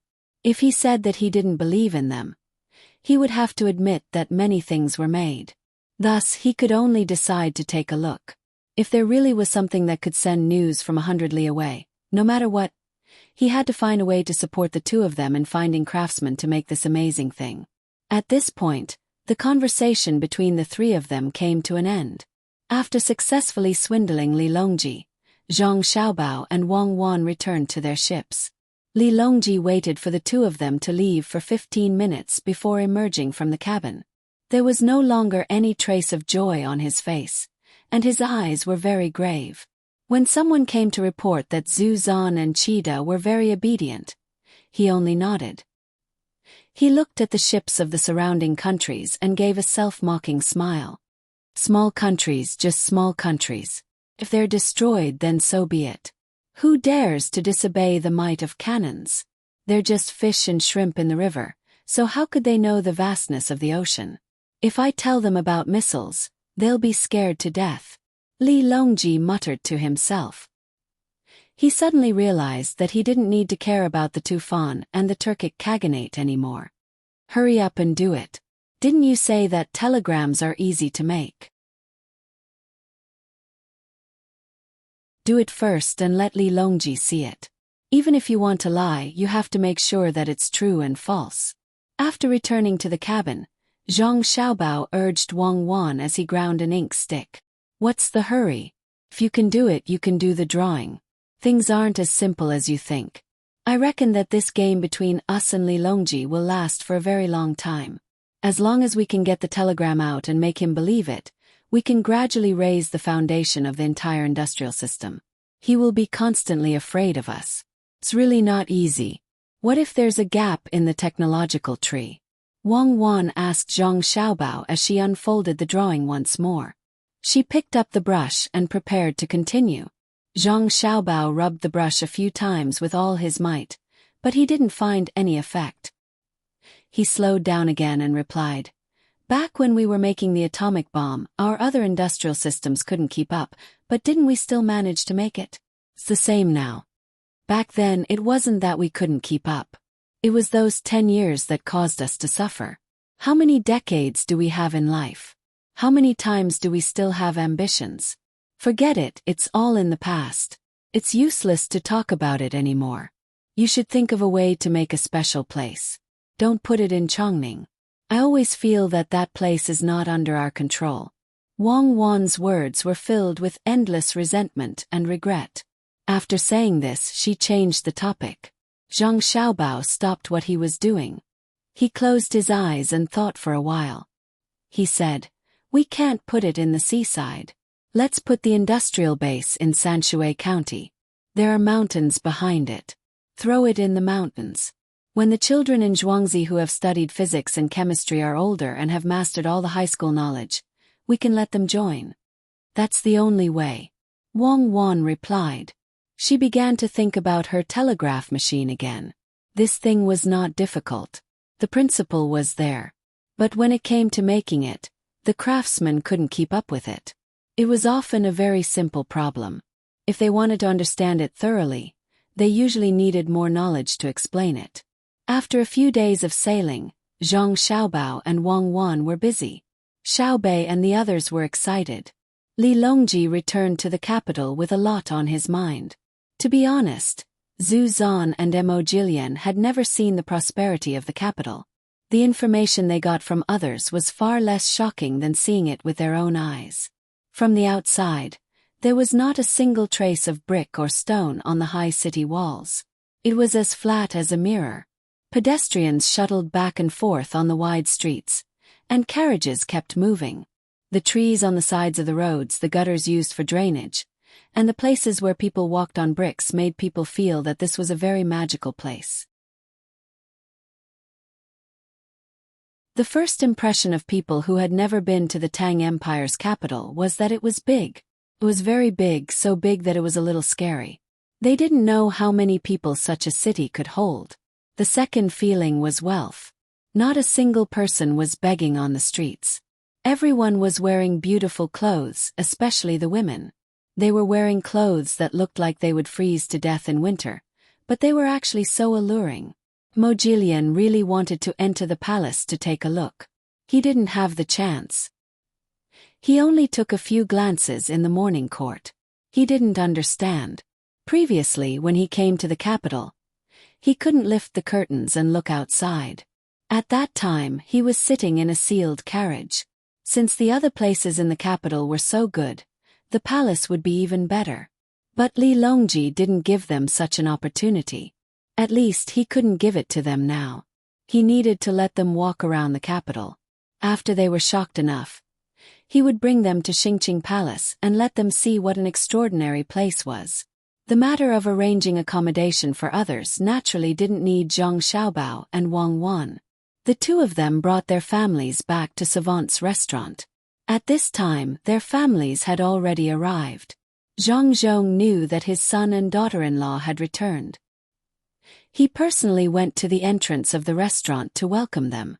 Seeing his son who had grown taller, his face was full of smiles. "We're home, we're home."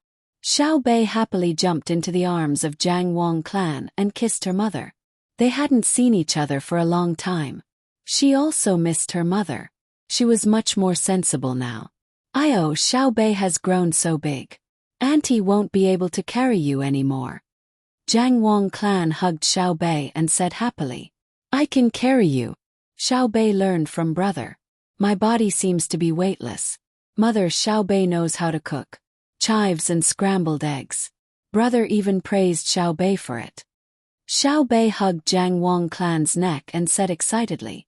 Seeing that her daughter wasn't shy with strangers, Jiang Wang clan carried Xiao Bei upstairs and praised her. Xiao Bei was so happy that her face bloomed like a flower. After everyone had settled down, Zhang Xiaobao and Wang Wan found their father. They gathered together and discussed their positions after the new year. "Father, which ministry do you want to be a minister?" Zhang Xiaobao poured tea for the two families. He looked at his father and asked, "Father, which ministry do you want to be a minister?" When Father Zhang heard his son's words, he fell silent. He also didn't know which place was suitable for him. When he was in Luoyang, he didn't encounter the situation that he had mentioned earlier. No one tried to trip him up. Every time he had an idea, he would always be able to get support.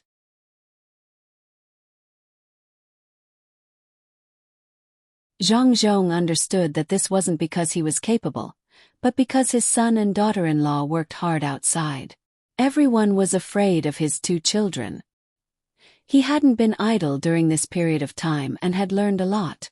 If he were to look at the 6 ministries, it seemed that any one of them would do. He mainly wanted to see what his son had in mind. While Zhang Zhong was thinking, Zhang Xiaobao wasn't in a hurry. He waited quietly. After almost 15 minutes, Zhang Zhong said, "Xiaobao, which ministry do you think is suitable for me to go to?" You're asking me. I think the Ministry of Works should be a minister. My father-in-law can go to the Ministry of War and be an assistant minister. If you feel tired, you can go to the Ministry of Rights." Zhang Xiaobao thought about it and decided on his father's position. As for Wang Wan's father, he couldn't let him be an official that was too high. He wasn't cut out for it, and it had nothing to do with knowledge. It would be fine if he could be like Yang Guozhong, but he couldn't compare. As for the Ministry of Works, it was because his plan required a lot of craftsmen. The imperial court would definitely not let them go. If it was an incompetent official who was always looking for trouble, he might as well let his father be it. Wang Wan nodded in support. "Think it's fine. He can go to the Ministry of Works as a minister. As for my father, he can go to the Ministry of Rights." There are too many things to do at the Ministry of War. My father will be tired. Father Wang didn't say anything. He knew that if he really relied on his own abilities, he wouldn't even be able to become an official, much less an assistant minister. All of this was because he had a good daughter. He didn't have any hopes in this life. In the future, he would have to rely on his son, Xiao Yuan. He believed that with Xiao Yuan's photographic memory and his daughter's and son-in-law's abilities, he would definitely be able to obtain a very good future. Seeing that his son had set his sights on the Ministry of Works, Zhang Zhong nodded and agreed. Since that's the case, I'll listen to my son Xiao Bao. These words were said very casually. After he finished speaking, Zhang Zhong looked at Jiang Wang clan and suddenly felt an inexplicable feeling. Jiang Wang clan replied with a smile.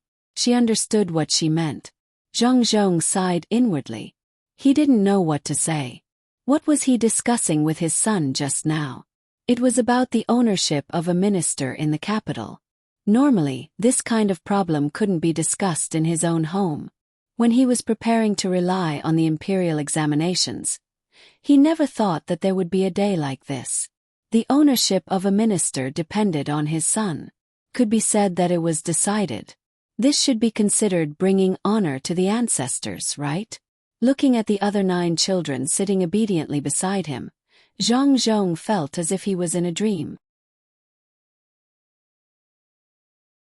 Not long ago, he would have thought about today's matter. Zhang Xiaobao didn't have any other thoughts. Okay, then it's decided. Father, you haven't eaten yet, right? I'll go and prepare now. As he spoke, Zhang Xiaobao stood up and walked outside. Wang Wan naturally followed. When the two were about to walk out of the door, Zhang Xiaobao suddenly shouted, "Brother, I want to eat vinegar." After Zhang Xiaobao and Wang Wan left, the old master of the Zhang family picked up his teacup and leisurely blew twice. He tried to use a calm tone as he said, "The position of minister has been decided just like that? Will someone try to steal it from my son?" Zhang Zhong hurriedly comforted him. "Father, no one can steal it. If Xiao Bao says it's the minister, then it's the minister. If he says it's the Ministry of Works, then it can't be the Ministry of Revenue. I believe in Xiao Bao." These words happened to be heard by Zhang Xiaobao and Wang Wan, who were not too far away. Wang Wan pursed her lips and smiled. "It seems that your status in the family is getting higher and higher. You can decide the position of minister. What's the point of being minister? If you really annoy me, I can even decide the position of emperor. And that, since you already know my ability, you have to listen to me more in the future. You can't refute me. Do you understand?" Zhang Xiaobao raised his head and puffed out his chest, trying hard to show a proud appearance. "Yes, this concubine understands. Does my husband have anything else to say?" Wang Wan knew that she could spend a few more days with her family. In her happiness, she compromised a little to give Zhang Xiaobao some face. Zhang Xiaobao nodded and said, "You're quite obedient. Since that's the case, I'll invade you tonight." "Bah, your face is really big. Do you want to sleep on the floor? I'll stay with my mother today. You can go wherever you want. Isn't that giving you some sunshine? Let's go, what are you waiting for? Go, we'll go now. Madam, please calm down. I'll make your favorite cucumber with garlic sauce later." Zhang Xiaobao stopped while he was ahead. It was good to satisfy his craving for food. When Zhang family and Wang family were happy, Empress Wang was also very happy. It was not easy to stay in the palace. She came out and went to Savant's pavilion to see her son and daughter. The 2 little ones had grown up a lot and could call out mother. They could keep up with the nutrition. In addition, there was a reasonable way to train the babies. Now the 2 little ones could already run. They could run, but they did not know how to walk. Once they walked, they would fall. When they ran, they could not stop themselves. If they did, they would fall. Someone had to be in front of them to stop them. When she saw the 2 little ones, Empress Wang was happy and sad. She was happy because the 2 little ones were not bad. They were white and chubby. Their little hands were moving and could make several kinds of hand gestures. He was sad that his own children didn't recognize him. He fed Softy something edible and took out toys to play with. Only then did the two little fellows let him hug them. These were his own son and daughter. After seeing her son and daughter, Empress Wang did not want to return to the palace. She insisted on staying outside for a few more days to accompany the two little ones. Wang Wan also agreed. After all, the more time the two of them spent together, the less the novelty would be. It was just right for Empress Wang to be separated from Li Longji for 10 to 15 days. Maybe after they went back they could give birth to twins. That would be lively. Li Longji also took some time to come out and see his son and daughter. His son was very good-looking. He was not inferior to Li Yi in the past. In fact, he was even cuter now that he had grown up. Li Longji, who did not care much about women, changed his mind when he saw Pan'er. This was not because Pan'er was good-looking, but because of Princess Jincheng, who said that a married princess could not come back, who said that the women of the imperial clan would be bullied outside. Just look at Princess Jincheng and ask Zhu Zan if he dared to bully her. All of this was strength, overwhelming strength. Dignity was gained from the roar of the cannons. After amiably chatting with the Zhang family and Wang family for a while, they decided that after the new year, Zhang Zhong would enter the imperial court and become the Minister of Works. Li Longji left happily. After returning, it was unknown who leaked this matter. When they heard that Zhang Zhong had returned from Luoyang, he did not even greet anyone and was going to become the Minister of Works. The jealous people glared at him until their eyes were as red as the robes of the fourth-rank officials. Before the new year, when the holidays were about to start, many memorials were sent to Gao Lishir. He did not say anything. Although he was the head of the secretariat, many of the memorials that required the emperor's approval were all approved by Gao Lishir. Recently, he had not been able to sleep well. He was afraid that he would do something wrong again and offend someone he should not offend. When the time came, he would lose his official position.